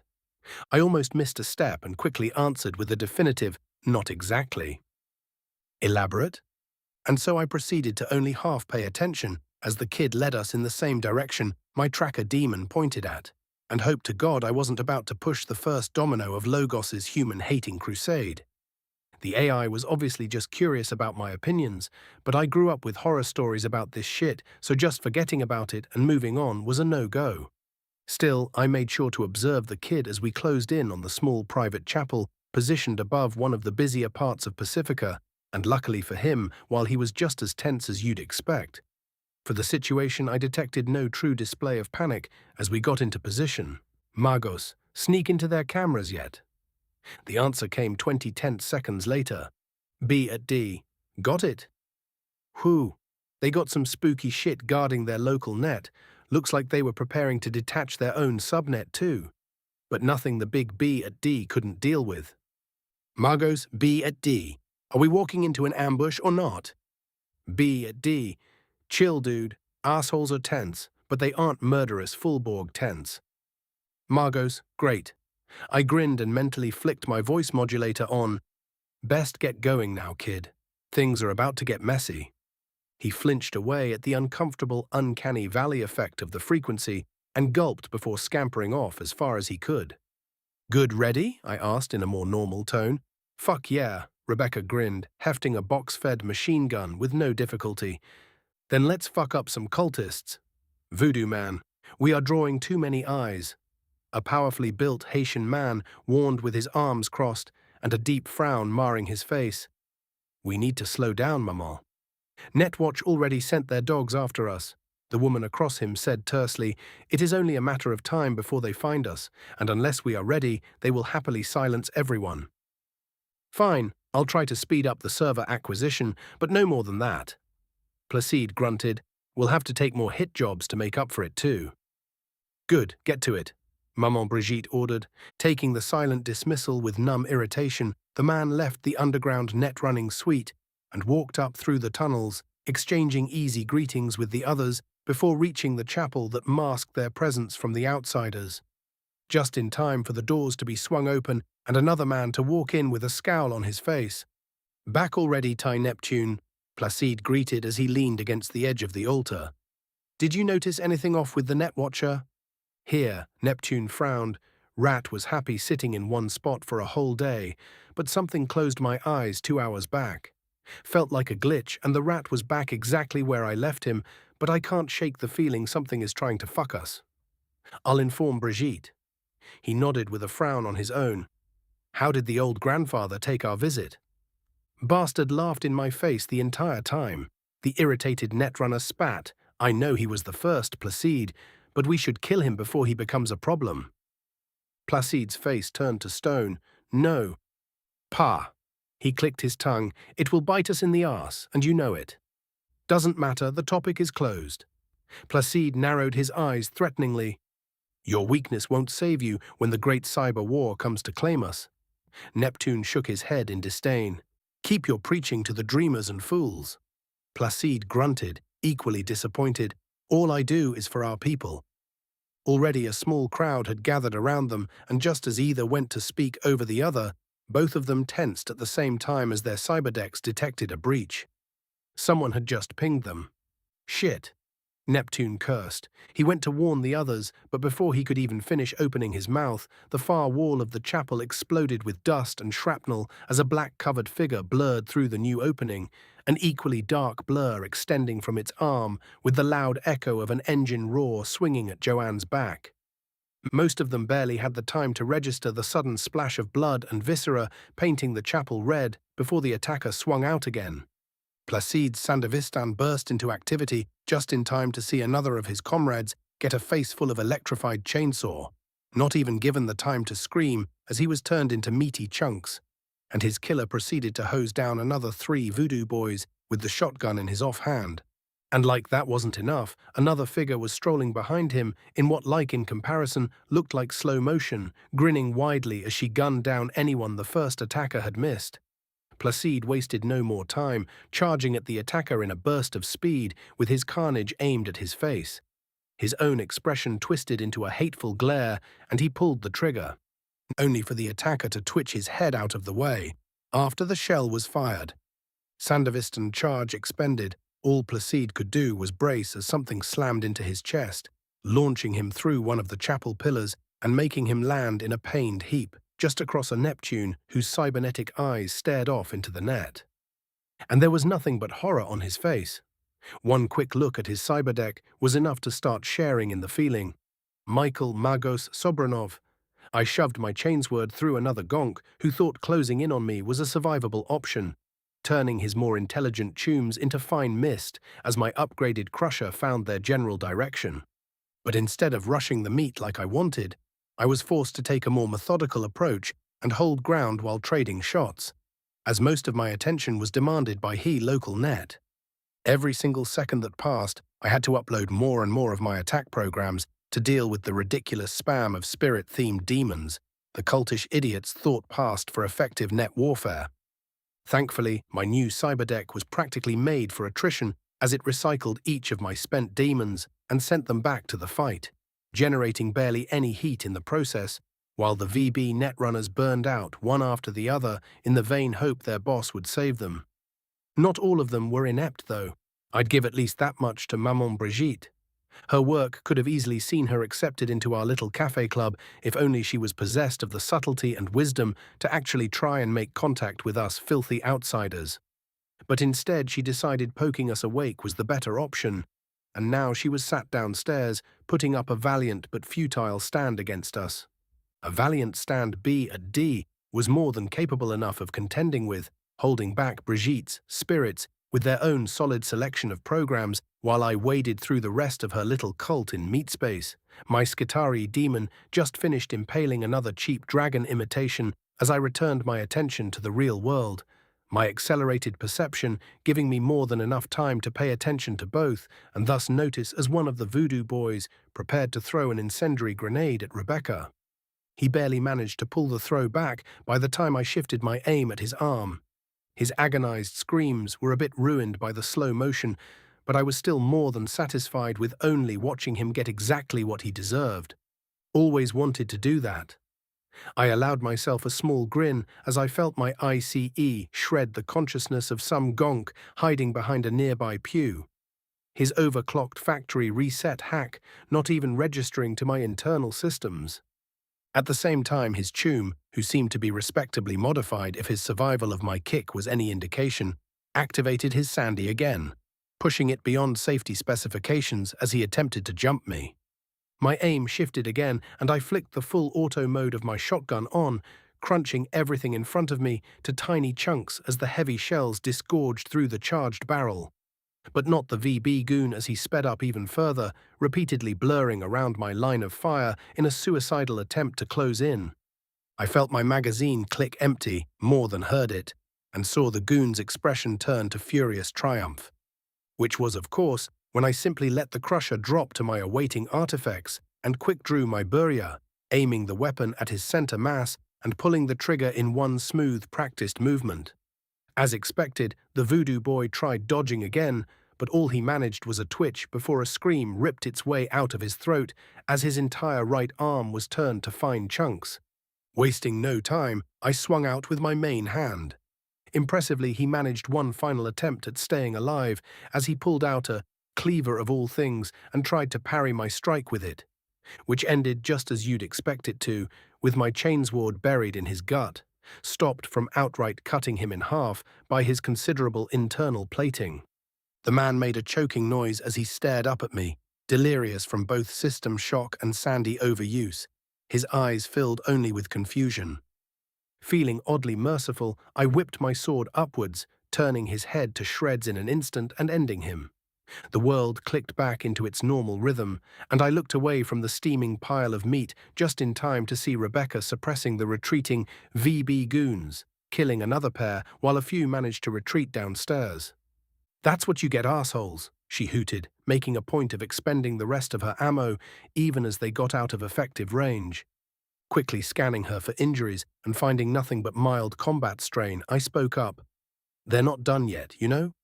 Rebecca saluted and simply reloaded the second monstrosity of her collection, but I was already looking away, even after all that the light show on the net had barely slowed down. Feeling B at D's attention flicker in my direction, I quickly activated all 4 of my processors and restarted my swarming of the cheeky fuckers, trying to gank her while I was distracted. Ignoring the competitive gonk's immediate middle finger emoji, I began walking down the staircase. The first level we reached looked like a proper lab, housing anything from workshops to medical facilities accumulated in years of focused gang operation. It was almost impressive, if not for their lack of defenses. They relied on obscurity to guard them, and they would pay for it with their lives. My right hand whipped out, the upgraded copperhead nearly poking the VB ambusher's eye out as he went to shoot me in the side of the head. I didn't even do him the courtesy of looking at him as I incinerated him. Instead, I was already moving forward, my Kerenzikov giving me more than enough time to line up my fire and gun down most of the other ambushers in a simple, efficient sweep of full auto fire. The lucky ones died instantly, the others got a few seconds of hell first. Rebecca had no such advantage, though, failing to notice another ambusher as she gunned down her flank and flinched in pain as an AR round slammed into her chest. The weapon failed to penetrate her armor, obviously, but it still managed to irritate me into overloading the wielder's agent into slow-cooking his brain. "Clear," I called out, and said nothing else. But Rebecca was already sulking like she could see my annoyance through my visor. By this point, the noise on the net had died down considerably, and while I could have used the opportunity to gank Brigitte with B at D, a quick ping showed her to be just 1 level down, hiding out with the final dregs of her inner circle. Netrunners were far more vulnerable to conventional attacks, so there was no point in wasting time getting into a protracted hacking battle when blunt force trauma worked so much better. And so I rushed downstairs with all the speed my cyberware allowed, elbowing through a sudden obstacle-turned shower of gore and bursting my way into the unfinished skeleton of a tunnel housing an advanced Netrunner base. I ignored the deactivated mines next to me and began systematically gunning down the disconnecting Netrunners, swatting their attempts of slowing me down through the net just like I did all the others, and approaching the separate section holding the goon in chief. The door shattered as I kicked through it, and I began lowering my AR just in time to hear a disconnected VB goon scream, "Do it!" before she threw herself into my line of fire. The incinerated corpse blocked my vision just long enough to hide the odd sparks of red suddenly buzzing around the jacked-in Maman Brigitte, and all I could do was focus on defensive programs as something pulled my consciousness before the familiar sight of the black wall. Tick should have just shot her through the wall. I cursed as I began scanning the situation. B at D's avatar looked coherent enough that they wouldn't need to disconnect for safety, while Brigitte's, an almost one-to-one copy of the voodoo spirit of the same name, looked haggard and barely held together by hopes and prayers. "You!" The voice glitched as she glared at me, a mix of fear and anger in her eyes. "You ruined everything. Why?" Irritation bubbling over, my answer as simple as it was truthful: loot. The sudden yet understandable crash-out gave me just enough time to see what she was doing and feel my proverbial stomach drop as I realized she was tugging power directly at the black wall like a complete idiot. "You aren't getting out of here alive," Brigitte screamed. But instead of paying her any more attention, I turned to B at D and voiced a cold logos. As an immense metallic dog-like avatar descended on Brigitte and proceeded to rip her consciousness into fine, agonized shreds, I kept my death stare directed at an increasingly panicked B at D, not looking back at my AI, even as he managed to disconnect the bits of tangled consciousness from the black wall without alerting the monolith. One final digital scream echoed through the subnet before everything turned quiet, and my companion returned to his place within my own icon, preening as I metaphorically patted his head for a job well done. So, I crossed my digital arms and promptly locked the local net connection down. "What do I do with you now?" The other netrunner made the digital equivalent of a gulp. 78, Chapter 78, Tense Findings. Michael Magos Sobranov. Second after second passed in silence as B at D considered the words that would define the rest of their life, or the lack thereof, as was the case, or not, as their confusion with the situation finally bubbled over and they finally snapped, pointing at me and taking a shaky step back. "What the fuck?" Unimpressed, my icon merely stared. "You... what?" The raised hand of the silhouette slowly lowered as they blabbered on before ultimately settling on a horrified "how?" "Through great effort," I answered dryly and with great care. It was impressive how well the featureless avatar managed to convey their increasing worry with mere twitches. Worry that slowly turned into indignant anger. "And now what? You going to flatline me now just to keep your shitty little toy secret?" No words were said, but the sudden shift of attention did not go unnoticed, and B at D was quickly reminded of just how dangerous the situation they were stuck in was. Or how dangerous it should be, as I mentally calmed Logos, redirecting his attention to scanning the netwatch chip, and answered, "In most cases you'd be correct. Removing you from the equation would be the prudent thing to do." Their metaphorical jaw clamped shut as they glared at me. But stabbing an ally in the back like that would leave a shit taste in my mouth. I went on calmly, "So instead we are going to meet for a face-to-face." "The fuck we are." B at D. I cut them off coldly. "Do you really think you have a choice here?" That most of all seemed to infuriate them, but they hadn't ever shown themselves to be a true gonk, so they held back on blowing up and instead sighed, "Man, and I thought you were all Nova and shit." They clicked their tongue. "Fine. Good choice." I nodded before quickly adding, "Also not my fault you failed to flatline the bitch before she tried to blackwall us." I huffed, "If you weren't fucking around, Logos would have stayed well and truly hidden." "Fuck you, she had interesting stuff to play around with." They pointed at me indignantly, "Also, Logos, where's the creativity, man?" "It is thematically fitting." I shrugged. "Also do keep in mind whose name you are talking smack about." No AI attention came this time, but their avatar still went momentarily silent before stating very formally, "I would like to retract my previous statement." "Quite," I said dryly and prepared to go back to meat space, but paused on the last step. "Don't make me regret this," I said and disconnected before I could get a response. The first thing I saw as I blinked awake was the body of Maman Brigitte, sprawled in her net-running setup and face twisted in a silent scream, right hand reaching up for something only she could have seen. The second was the fact I was alone. Immediately I flicked through the local systems and found Rebecca in the chapel upstairs, keeping overwatch and looking pretty worried. I flicked her a quick message I was fine and saw her visibly deflate. Just then another message appeared. "Nix, finally. What happened down there?" B at D. "A final fuck you from the VB's head honcho. Nothing we couldn't deal with." "Nix, you sure?" A long pause. B at D. "Yeah." "Margos, how long were you unable to detect us?" "Nix. 3 minutes, 22 seconds. Was starting to get worried." B at D.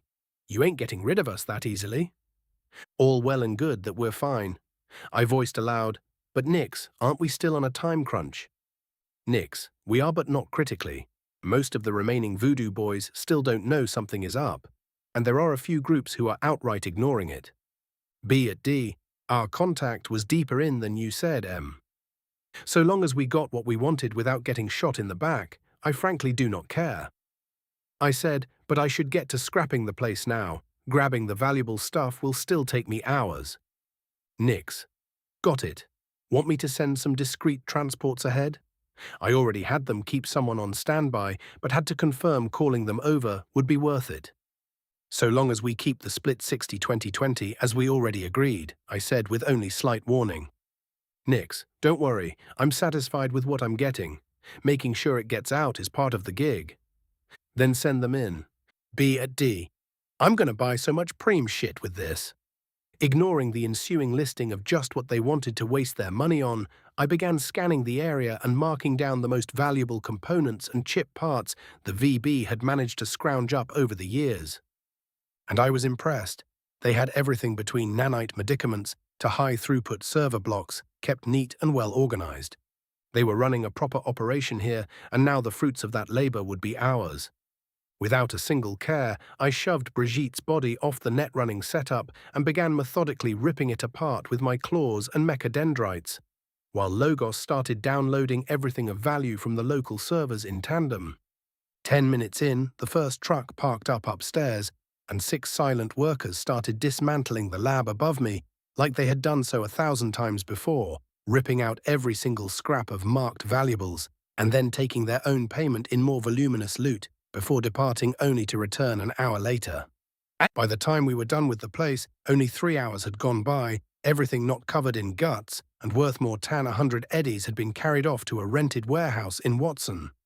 Of course, we weren't so ridiculously lucky as to get completely ignored by the rest of the VB, and 2 squads made attempts at storming the place only to get taken down before reaching the perimeter. A bored Becca perched up on top of the chapel with a brand new Necomata, and 2 elite netrunners running Overwatch made assaults a foolish proposition at best, so much so that Rebecca could reliably kill them before they even managed to get line of sight on her, through literal concrete more often than not. That rifle was ridiculously powerful when charged up, even if each bullet was an expense.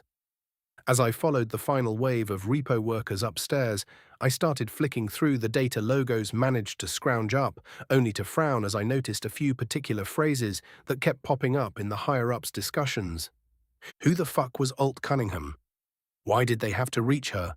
And what was with their obsession with blue eyes? They were crazy AI cultists and were to be treated that way, of course, but the sheer frequency of those specific talking points made it clear they were important, and strictly outside the VB's immediate influence. Definitely something to look into whenever I found the time. But that wasn't what caused my mood to sour. No, that particular honor belonged to the sudden yet inevitable betrayal of our dear corporate rat.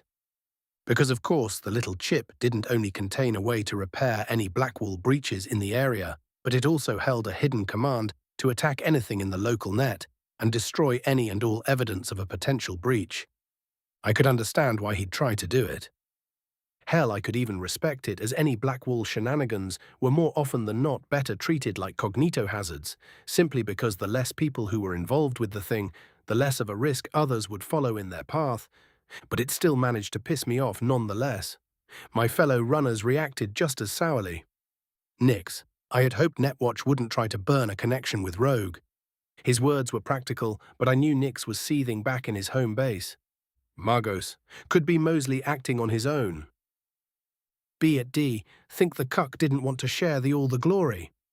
Nix, as plausible as anything else. Margos, the real question is, what do we do with this information? Nix, we can't kill him. B at D's response came literally half an instant later. B at D, we flatlined the gonk, obviously. Tapping my chin thoughtfully as I finally ascended into the chapel, I decided Nix was probably right, even if feeding the shithead his own arms felt like a grand idea right about now. Margos, killing him is definitely more trouble than it is worth, but we can't let him get away with this bullshit with no consequence. Nix, agreed. B at D, sounds like you got an idea already. Margos, I do indeed. The Netwatch agent. Bryce Mosley paced around his temporary office, growing increasingly nervous with each passing minute. His borrowed security were more than happy to waste their day away in their own demented heads, while he was repeatedly trying and failing to breach the shroud that had overtaken a good eighth of Pacifica's net space. He was a goddamn Netwatch agent, with the best training and equipment in the world, and he barely made a dent in the fucking thing. At least it wasn't spreading, so whatever was attempted was not a full breach. The fact there was still life in the district almost assured it. Honestly, he was starting to regret relying on local mercs to do the job. If nothing changed soon, he would have to declare the situation critical and call in more support to deal with the potential breach.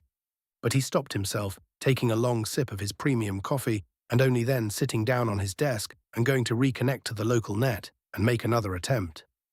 Only to tense as he saw one of his guards suddenly stand up from the wall she was leaning against and approach her colleague, and with no prior warning nor shift in posture, sink one of her mantis blades into his guts. His connection to the net snapped into action, but all he could see were strings of sourceless data feeding into every implant of the mostly cybernetic MaxTac operatives, making the two do their utmost to rip each other to shreds with zero control of their own bodies. Bryce felt a creeping terror set into his bones.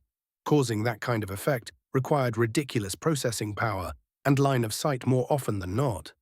Almost completely certain a breach was in effect, he activated the deactivation codes the NCPD had provided him with just in case, and prepared to call his superiors the moment his RAM recovered. The two cybernetic monstrosities fell over each other in a heap of rent armor and chrome, and that should have been that.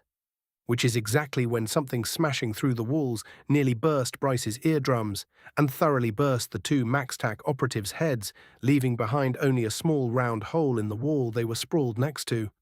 Bryce Mosley went very, very still as he realized this wasn't the work of a breach, and whoever did it currently had him zeroed in. He raised his hands in a display of surrender as he began scouring the net for whoever it was, only to have it metaphorically slammed into his head a moment later. 3 favors are now owed. Non-negotiable. He felt the shroud over Pacifica pop and disappear like it was never there in mere seconds, and also noticed his hidden marker briefly flashing in the area of interest a moment later. And the notable lack of deletion protocol he had spent programming weeks in advance. Shit. He cursed as he finally realized what had happened. He had just delivered himself straight to the shit list of the Queen of Fixers and had 3 free netrunners with a grudge that knew about him. And then there was the little fact he'd also need to explain to the Night City authorities just how he managed to lose his tail in such a spectacularly idiotic fashion. But the fact that stood out the most was also the simplest. They hadn't killed him. He exhaled, allowing himself a slow chuckle as he leaned back against his seat and rose his cup in a mock salute. Well played. Oh, how he hated being in debt. Michael Mago Sobronov. Satisfied with that? I asked. Should have at least shot the fuckhead in the dick. Rebecca scowled. V spoiled us for the rest of the rats. Too true. I chuckled. You look like you are enjoying that thing. She immediately hugged the Nekomata. I had no idea I needed this in my life, but if anyone took her from me, I'd kill them and then myself. No need to go that far. I snorted. You can keep it. I'm already building my own version. You won't tempt me, she hissed with narrowed eyes. I'm sure I won't, I said and focused back on the call. That enough for you two? Nix. I'm more than happy with the turnout. Rogue will be satisfied as well, as soon as I go through all the data you scrambled. Such a shame their main server had a self-destruct sequence, right? Not that I would be all that surprised if Nix damn well knew I nicked some info for myself, but the sheer breadth of schematics, programs, and general bits of info he got out of it was going to keep him busy for the next few months at least, so he wasn't likely to complain at me. Worst case, I justify it by taking it as my cut and toss him an older Skitari demon model. He's been eyeing them for a while. Nix. 8UGE 8EAR also sent Wakako's congratulations. Looks like the old witch is content to see the problem has been dealt with without anything too dramatic. Magos, how generous of her. The worst part is, this was easily a minor favor she was doing all of us. Annoying hag. Be it D. Who cares about Wakakos? Your main line is right. We should have tossed that gonk to a bunch of horny tigers for a few weeks, but I'll accept my $500,000 with grace. Margos, kindly do not place yourself and grace in the same sentence. Also, what are the wakakos in this context? B at D. Don't worry about it. Margos, all right. Situation has been dealt with, and I'm already sick of this place. I'm going home to tinker in peace for a few days. Working with you two has been surprisingly good. B at D, au revoir, so you do love us. Margos, thank you for reminding me at B at D next Saturday. They did not respond. Nix, well, whatever that is, I'm definitely not getting involved. B seeing you, air me B at D. The call ended soon after, and I noticed Rebecca staring off in the direction of the Haitian diaspora's territory. What's got you so glum? I asked. Just thinking. She said, still staring off, think the place is going to turn to a war zone again. A bit late for regrets, isn't it? I'm not regretting zeroing those gonks, she huffed, just thinking about what comes after. Well, something tells me it will sort itself out sooner rather than later. I shrugged. Which reminded me I should get on arranging those weapons yesterday. Come on, let's go home. I have sand coursing in my everything. Her eyes narrowed in suspicion, but she could prove nothing. So after all this time, you finally come crawling back to me. I deadpanned at the grinning, overdramatic asshole. In front of your kid, man, really? Jugo shrugged. He needs to learn from the best. May God help him, I said dryly before giving the kid in question a wave. Hey, Jin. Do I know you? The boy tilted his head. Had a skin condition that made me look like a robot. I teased, ruffling his hair and ignoring the tense tiger claw guards. As I did, I got better, though. His eyes widened in childlike wonder. Whoa! Jugo was by this point biting his fist to stop himself from laughing. I gave him an expectant look. The tiger claw captain nodded and cleared his throat a moment later. Why don't you go back to your mom, Jin? Mr. Robot is here for boring business stuff. You never let me stay. The boy crossed his arms and pouted. Because the last time I did, you took a nap. Jugo patted his shoulder and leaned in all emotional like, you made Uncle Gato really sad. Well, he was stinky and boring. The boy wrinkled his nose. Maybe, Jugo mouthed with a conspiratorial wink. It was very rude. They boy hemmed and hawed for a while longer before losing interest and ultimately leaving us to ourselves on the terrace. So, Jugo focused fully on me now. How can I help my street samurai? He still refused to address me as anything else. I've finally managed to scrounge up enough capital to start something a bit more noticeable, I said, leaning back in my seat as I did. But first, how are things with the maelstrom? Still at peace?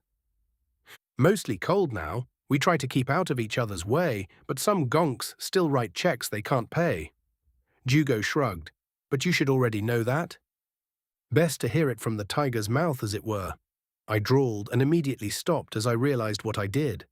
Naturally, Jugo took that as the invitation to start quietly chanting, one of us, while lightly pumping his fist.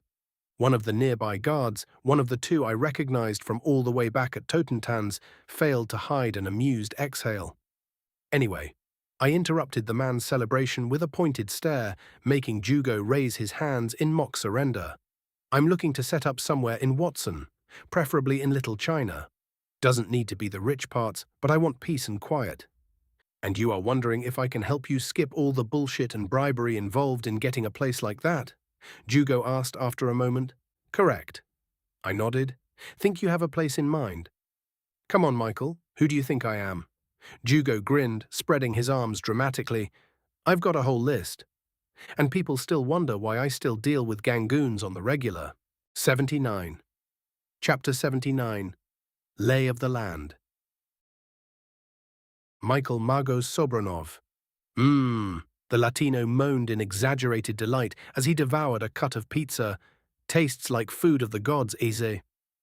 Actual food tends to be like that, I said dryly, slowly chewing through my own portion for once in an attempt to contain my impatience. Needless to say, I failed. The delivery go fine. Ay Dios mío, Jackie Wells covered his heart as if hurt. Always business with you, Mike. It's almost like you only want me for my skills and not for my Chicano charm. "You're what now?" I muttered to myself before deciding to play along. "Yes, Mr. Wells, you were but a pawn in my game all along. Tremble in fear," I declared with fake gravitas. He snorted and shook his head, going back to his pizza. Once he was done with the cut, he spoke up again. "The old cabron gave me the creeps, but like you said, he came with only a couple of tunes and took the merch without too much fussing." He briefly narrowed his eyes in thought and added, "The hustle was on guard, but they weren't all skittish, so hopefully whatever is going on in Pacifica isn't going to get too wild." My dark chuckle made him raise an eyebrow. "You know what happened?" "Well," I trailed off momentarily, only briefly considering if I should tell him or not for his own safety before mentally shrugging and doing it anyway. "I may or may not have participated in a decapitation strike of the Voodoo Boys. The man you delivered the weapons to is probably going to take the gang over now." Jackie went to say something, but then his eyes flickered in that way they do when someone is paying attention to something else while still looking at you. I frowned. "Jack, are you on a call right now?" He went to answer, but I was already hacking into it just in time to hear a terrified female "fuck" on the other end. "I don't scan you because you are my chum, and this is what I get?" "Calm down, Mike." Jackie raised his arms. "It's just Bug." "I know," I said tersely. "Still should have told me." "You know how forgetful I get." He scratched the back of his head and shrugged. "You're right, I should have stopped you from saying it, but you're also the client and Bug did the gig as much as me, so I can't just cut her out like that." He wasn't exactly wrong there, and most of my annoyance came from my own lack of attention anyway. "Guess that's what you get for relaxing even with friends," I thought irritably. But I wasn't going to make a scene about it either. Whatever, fine, that's what I get for listening to you instead of dealing with the work first. "Hey, post-gig celebrations are important," he grinned. "Of course, especially when half the team refuses to attend." I exhaled and decided to move on. "Ms. Bug, I trust me dealing with your previous associates won't be a problem." She took a few seconds to answer, probably still shaken by the fact I slipped into their secure call without so much as a blip on her radar, and then the fact I knew of her dealings with them on top of that. "No problem, just took me off guard." So it was a negative association like I thought. "Excellent." I allowed myself a small smile. "Your discretion in the matter is expected. And now for your payment." And my account dropped by a tiny €30,000. "See, all is well that ends well." Jackie grinned. "Mm-hmm," I grumbled, directing him with a stink eye that went completely ignored. He just chuckled and waved the waitress over and ordered us another round of drinks, staring off briefly and then focusing fully on me. "Bug says she has other biz to do, so it's just the two of us now." Seeing me nod, he went on, "So what's got you out here?" We were currently sitting in a restaurant in one of the more wealthy parts of Little China, away from any of my more frequented areas, so his question wasn't too unexpected. "Looking over some real estate." I informed him I got a solid offer from one of my contacts, but I need to examine it with my own eyes and make sure the legal end is all good before proceeding. "You buying a house?" Jackie quirked an eyebrow. "And factory building and a warehouse. Maybe an office building too, it depends," I corrected. He blinked, going silent for a good few seconds before realizing either was no gotcha waiting to be said. "You're not shitting me." Apparently doing cyberware work for big names while evading taxes is profitable. Who would have guessed? I allowed myself a smirk. The natural next step is to expand operations. "So what, you looking to go full corpo?" Jackie asked, frowning a bit. "In the sense that I'll be hiring on a bunch of people and expanding my business beyond merely cyberware, yes." I answered without wavering. "But if you are asking if I'm going to turn into a soulless asshole and treat people like merchandise, then the answer is an emphatic no." "I don't know, Mike," Jackie says after a few long seconds. "Feels like you just told me you're about to sell your soul." "So what, being a business owner is selling your soul these days?" I asked, not particularly offended since I reacted much the same at first. He winced, knowing that saying yes would be calling out his own family. "You know that's not what I meant." "We've been programmed, Jack," I told him, "to think ourselves as different from those above us. They taught us to never try, so they can keep control." As his expression shifted, I pressed on. "And make no mistake, they are above us, no matter how much we may pretend otherwise. Unable to argue against the fact, all he could do was scowl in discomfort. And I refused to be below them forever. I finished with a mutter before remembering something. You know, this reminds me. I have a friend in the force, used to be a detective, but he's an LT now. Yeah? Jackie leaned in with interest. We were talking about the state of the NCPD, and I outright told him he was employed by Night Corp. You know what his reaction was? I asked, he didn't even register it. And he's one of the good ones. My tune went through a couple of expressions before letting out a deep exhale. Way to make a gonk feel like shit, man.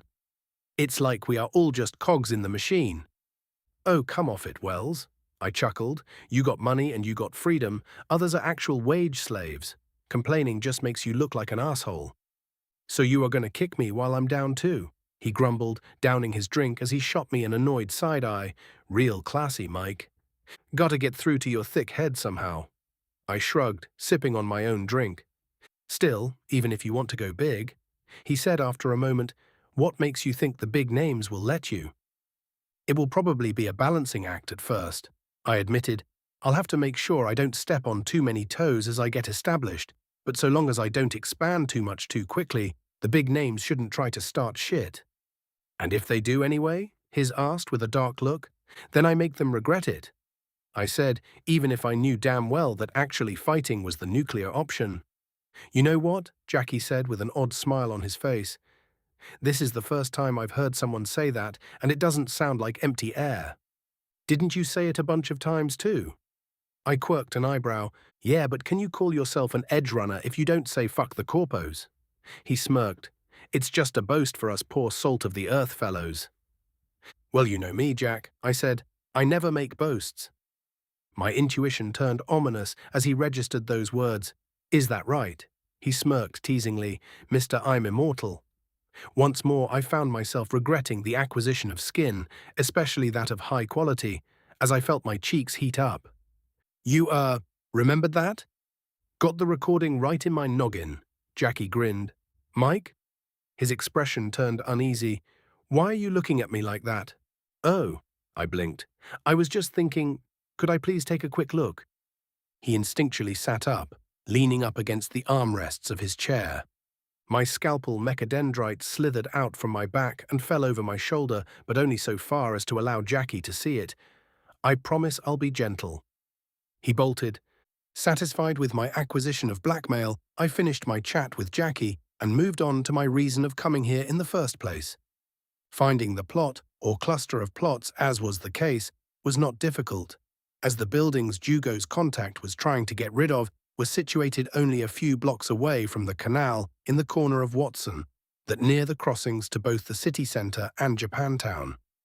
Southeast of mega building H10, but not quite deep enough to count as part of Kabuki, it was a good part of town. Quiet just like I wanted, but still in a spot that was convenient for both transportation and attracting traffic. The abandoned car parts factory and its accompanying warehouse were for all intents and purposes big slabs of concrete meant to house workers and machinery on the cheap, and for the efficient transportation of material, even including an AV landing spot each. They were everything except charming, but they were solidly built and could be repurposed with only minimal work, as while abandoned for years, they had yet to succumb to Night City's particular brand of decay.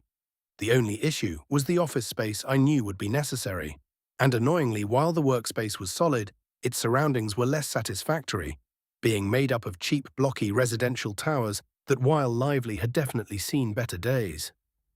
About 5 decades ago, only one building stood out as passable for my needs, but at the same time it was the most rundown of the lot. Positioned just behind the warehouse and separated from it only by a thin metal fence, the residential tower had actual chunks missing from one of its sides. Chunks characteristic of explosive ballistic detonations. Whoever attempted to set up here did not leave quietly. I was just about to move on in my observations before I noticed the rather large penthouse suite on top of the building, one with its own private AV landing area and what even looked like a thoroughly abandoned balcony garden, or at least the shape of it suggested it was a garden. I considered it for a long moment. Fuck it, note it down and we'll see about getting our hands on it as well. Acknowledged. Acquiring aerial access to future home base is prudent. Yes, I've been thinking about getting my hands on a proper AV for ages now. I admit, they make for good transport vehicles despite the fuel inefficiency. Logos agrees, and they can be good in combat with enough plating. I add, they may be slow and ponderous, but as a weapons platform, they are amazing. I reiterate on the fuel inefficiency, the armoring only makes the issue worse. Logos points out the expenditure of running one surpasses a fleet of armored personnel carriers, even if the flight utility justifies it. Been doing your research, huh? I muse quietly. Think you can find a way to optimize them? Doubtlessly. Do you feel like doing it? I ask, still eyeing the crumbling building. The project sounds productive.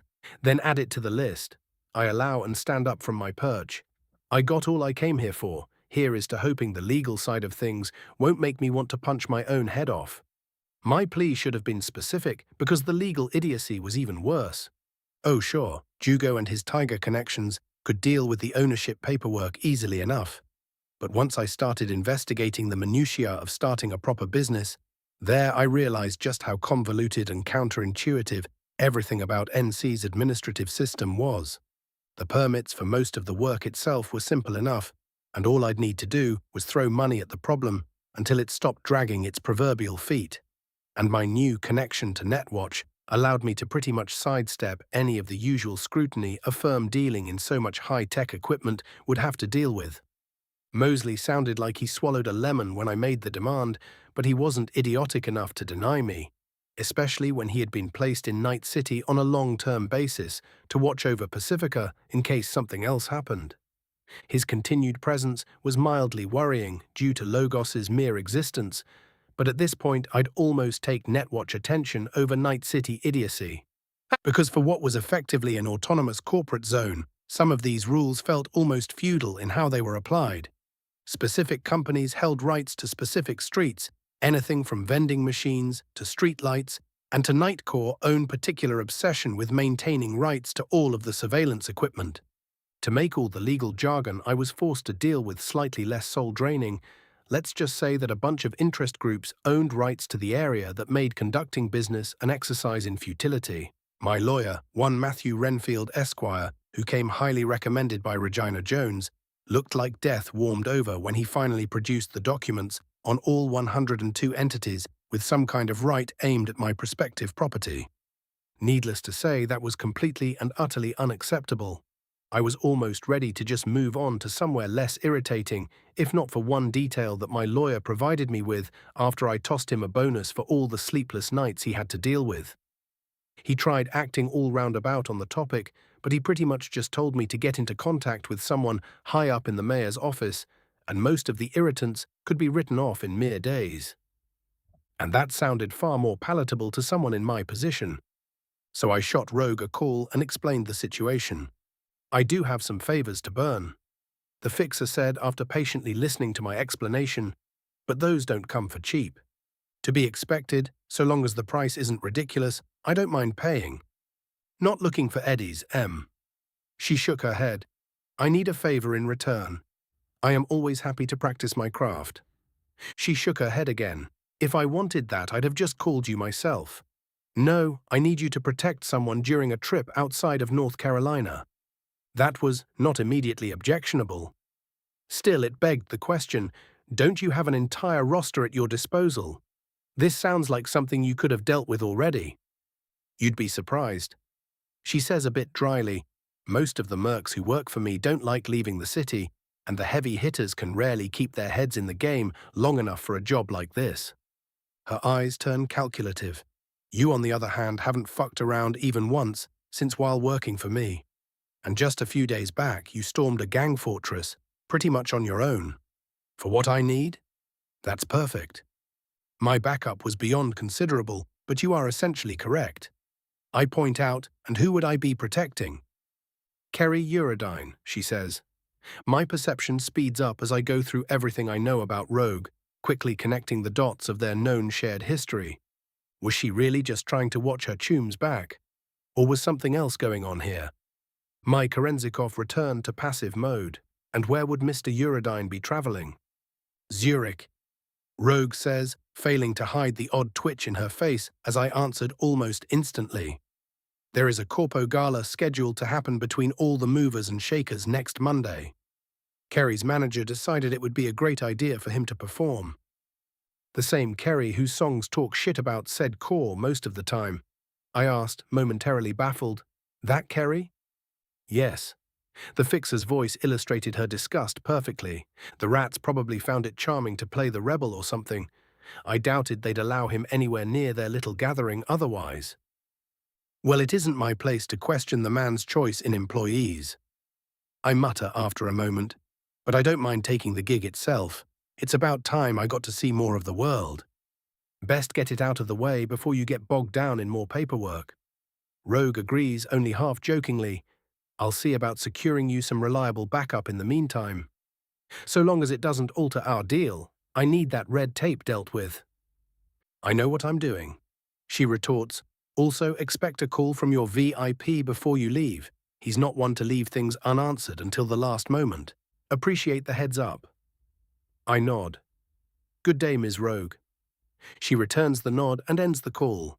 I lean back in my servo chair. Logos, move up the combat drone optimization to highest priority.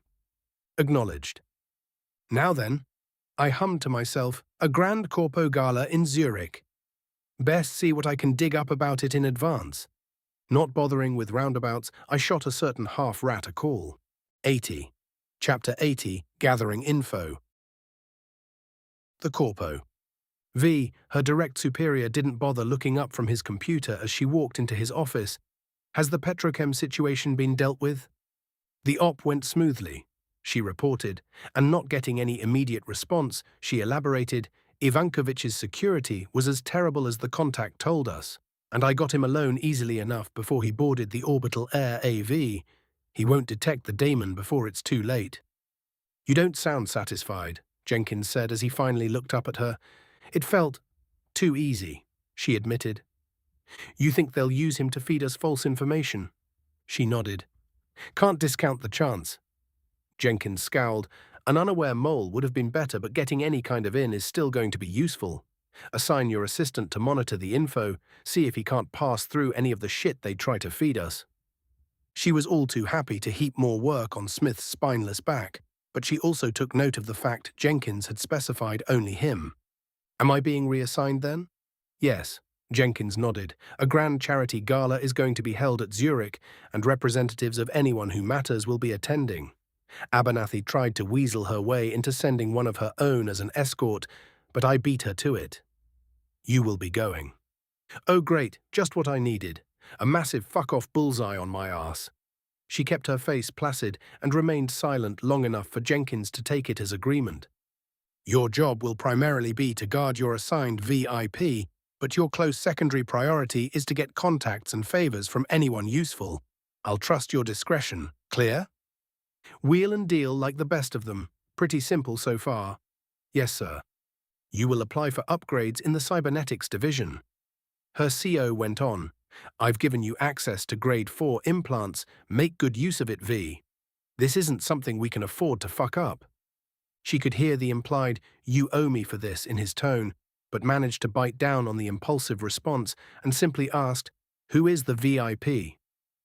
Yorinobu Arasaka. So much for fucking simple. Isn't there an European branch that would be better? She asked almost desperately. Don't play stupid, V. Jenkins gave her a dark look. The only branch of Arasaka in Europe is our attaché in Brussels. The EEC doesn't let anyone into their fortress. You will do the job. She grit her teeth and nodded. Yes, sir. Good. Dismissed. She walked out of the office with her head held high, but only so far as to keep her growing panic attack hidden from the rest of the vultures. The instant the doors of her cubicle shut behind her, she simply plopped into her chair and groaned, "Fuck you, Jenkins." For a moment she was almost tempted to flip to Abernathy and just avoid the whole shitstorm, but that was a great way to commit protracted suicide, and she wasn't a fucking coward. At least she'd have support from Yorinobu Arasaka's usual guard detail, even if she knew they'd probably use her as a meat shield at the first sign of true danger. She had no illusions about what was going on. Jenkins was sending her as a way to curry favor for the NC branch, not because she was somehow the most skilled person for the job, but because he could extract the most value that way. She wasn't looking forward to getting a bunch of new implants practically shoved into her on his orders either. The sudden and expected wave of despair at the lack of agency over her very body came and went as it always did, leaving her slumped in her seat and with her eyes completely dead. A call rang on her agent, and she would have simply ignored it if not for accidentally catching the caller's ID. "Hey, M," she said as she clicked the thing on. "V," the cyborg greeted. "Is this a bad time?" So much for self-control, Price, she thought cynically. Just ignore it. Usual rat problems. She didn't even register how self-deprecating her tone had become. Well, that certainly did no favors for my concern. The Borg drawled, "But sure, I won't press." "Thanks," she said, explaining the situation was liable to get her turned into an example faster than she could blink. "Did you need something, or are you and Wells having another party? She could really use one of those right now. Sorry to disappoint, but it's biz. Go ahead then." She didn't sigh, barely. Heard about any grand galas in Switzerland recently? The sea of apathy and fatigue she had been feeling moments before disappeared in an instant, replaced by near inhuman levels of frustration. Instead of answering, she pinched the bridge of her nose and tried not to scream. This was going to be a long week. Michael Magos Sobronov. The way V's face scrunched up as she heard me would have been comical if not for the veins visibly bulging under her skin. "Tell me honestly, Magos." She half growled the words out. "Did you hack me again?" "No," I answered bluntly, but her reaction might as well be an open book to my slowed perception. "I presume you also got involved in the situation?" At first, my denial made her shoulders slump in relief, but then she tensed again as she realized just how much she let slip. Her mouth clamped shut. "Logos." Acknowledged. The connection buzzed for a microsecond. "The call has been secured, thoroughly," I informed. She stared into my video feed for a good minute like it owed her money before ultimately sighing and slumping low in her seat. "How did you hear about that, M?" "I've got a rather high-profile escort gig. What do they have you doing all the way there?" "Can't talk about it." She immediately shook her head. "Don't worry, V. No one is getting into this call without me noticing. And I'm supposed to just start telling you everything I know now?" She scowled. "I can't just spill whenever you ask, Mike. That's not how this works." "Then it is a good thing I didn't call you for your critical Arasaka intel now, isn't it?" I tried reassuring her. "I'm looking to learn about all the participants and any potential dangers. Never hurts to be over-prepared, especially in unfamiliar territory like this." "That's..." She paused. "Much more doable." "Excellent. Still won't share anything over a call, even if you say it is encrypted to hell and back." She preempted, "Can't risk it." "Very well, we can sit down for some drinks. I'll even have Jugo play the gong so you get paid for the time." How thoughtful. She almost laughed even as her eyes took on a more calculating glint. "But not so fast, M. What's in it for me?" "You mean aside from getting you a few hours away from your chosen hellhole?" "Aside from that, yes." She said dryly, "You can probably find out a lot on your own, but you called me, which means you want insider info, or as close to it as possible." "That was the idea," I pipe in. "So you are going to have to do a bit better than getting me a break." It was pretty obvious she already had something in mind. "All right, what do you need?" Her ensuing explanation was almost impressively paranoid. "Interesting," I muttered, after making sure to thoroughly shred whatever I had in my mouth before I spoke, of course. One motherly whack was more than enough for the week, I'd say. "What's up?" Becca perked up from her meal, and I quickly realized the rest of the table was also paying attention now. "Just reading up on how Europe is doing," I answered with a light shrug. For all the propaganda they like to throw our way, they've got just as many problems as North America. "Like what?" "Well, Britain is still a complete mess. Yugoslavia has like 3 open rebellions going on that we know of. South Italy is pretty much ruled by the new Cosa Nostra." "The what in the what now?" Rebecca blurted. "Italian mafia." I explained, apparently they didn't like it when the government sold a bunch of the land to the corpos and kicked them all out, violently. Serves the rats well, she huffed. And the mafia is somehow the better option, Mom interjected skeptically. Hell no, people may have liked them when they fought the Corps, but that was decades ago. I huffed. They are just as brutal as the Corps, just without the veneer of civility. Those poor people? Gloria Martinez shook her head. Well, they've had more than enough time to do something about it. I shrug. The rest is doing fine, if you don't count a third of the Benelux sinking under the sea. The EEC still has a tight grip on most of the continent. Their capital just has a neat sea view now. More of the same corpo bullshit, Becca grumbled. Well, at least they pretend to be civilized, unlike our own brand of rat. I chuckled. But yeah, it is just a corporate union ruling over a bunch of puppet governments, and I hear the wealth disparity is somehow even worse there. Damn, she whistled. Mom gave me a long look and asked, why the sudden interest in Europe, Mikey? Because it seems I'll be going for a bit of a tour. I smirked. A big event in Switzerland specifically. Before she could comment, I looked over at Gloria. I hope you don't mind having a bit of an early vacation. This is rather important. She quickly shook her head.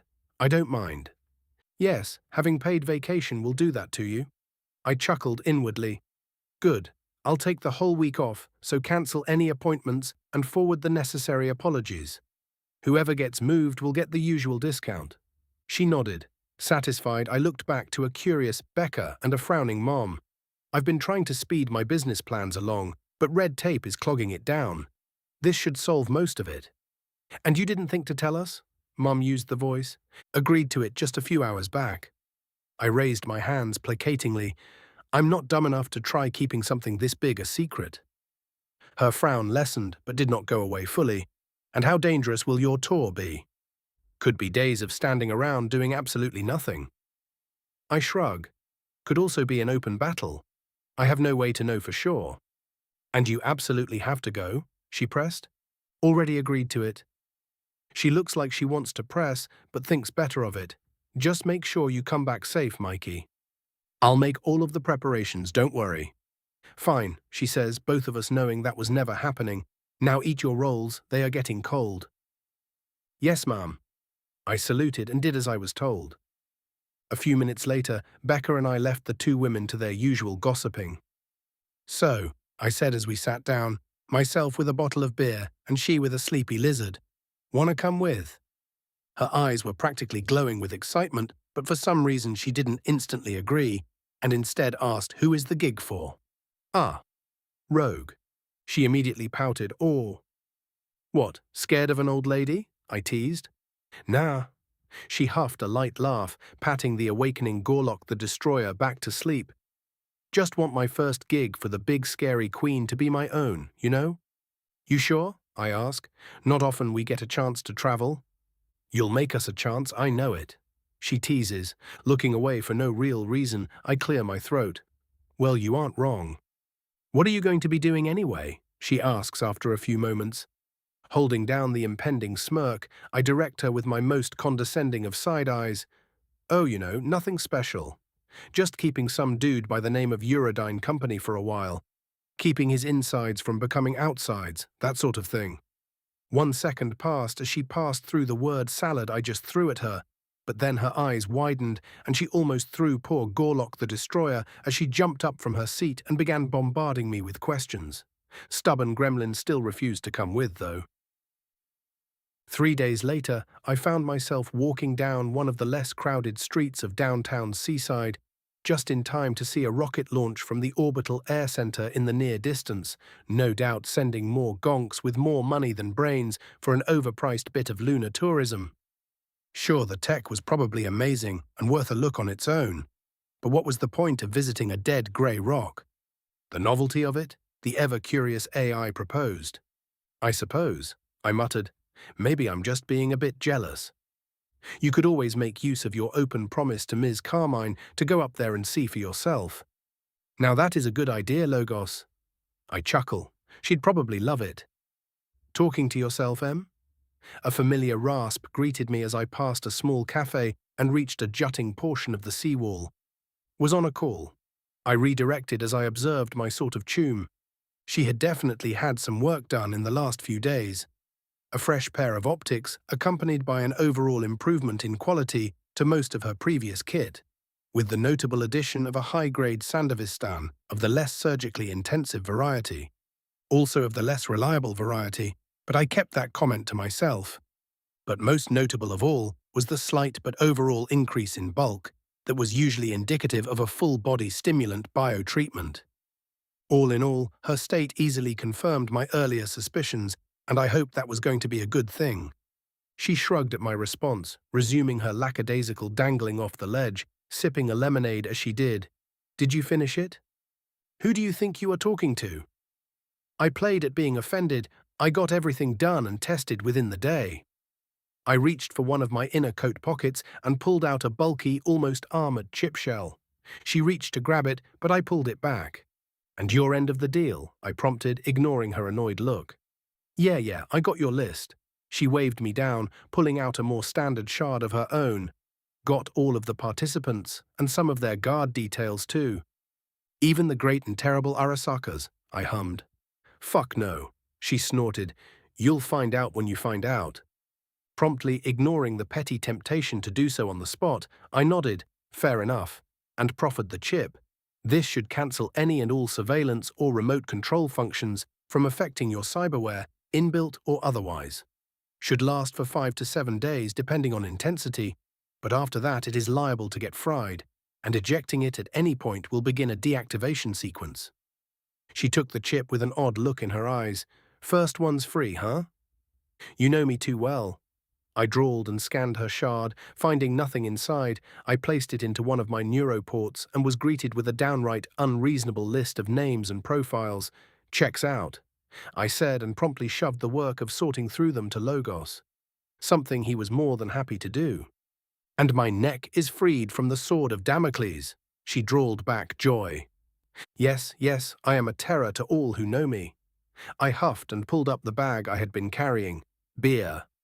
My Kerenzikov auto-flicked just in time to see her practically rip a bottle out of the poor innocent bag and start chugging.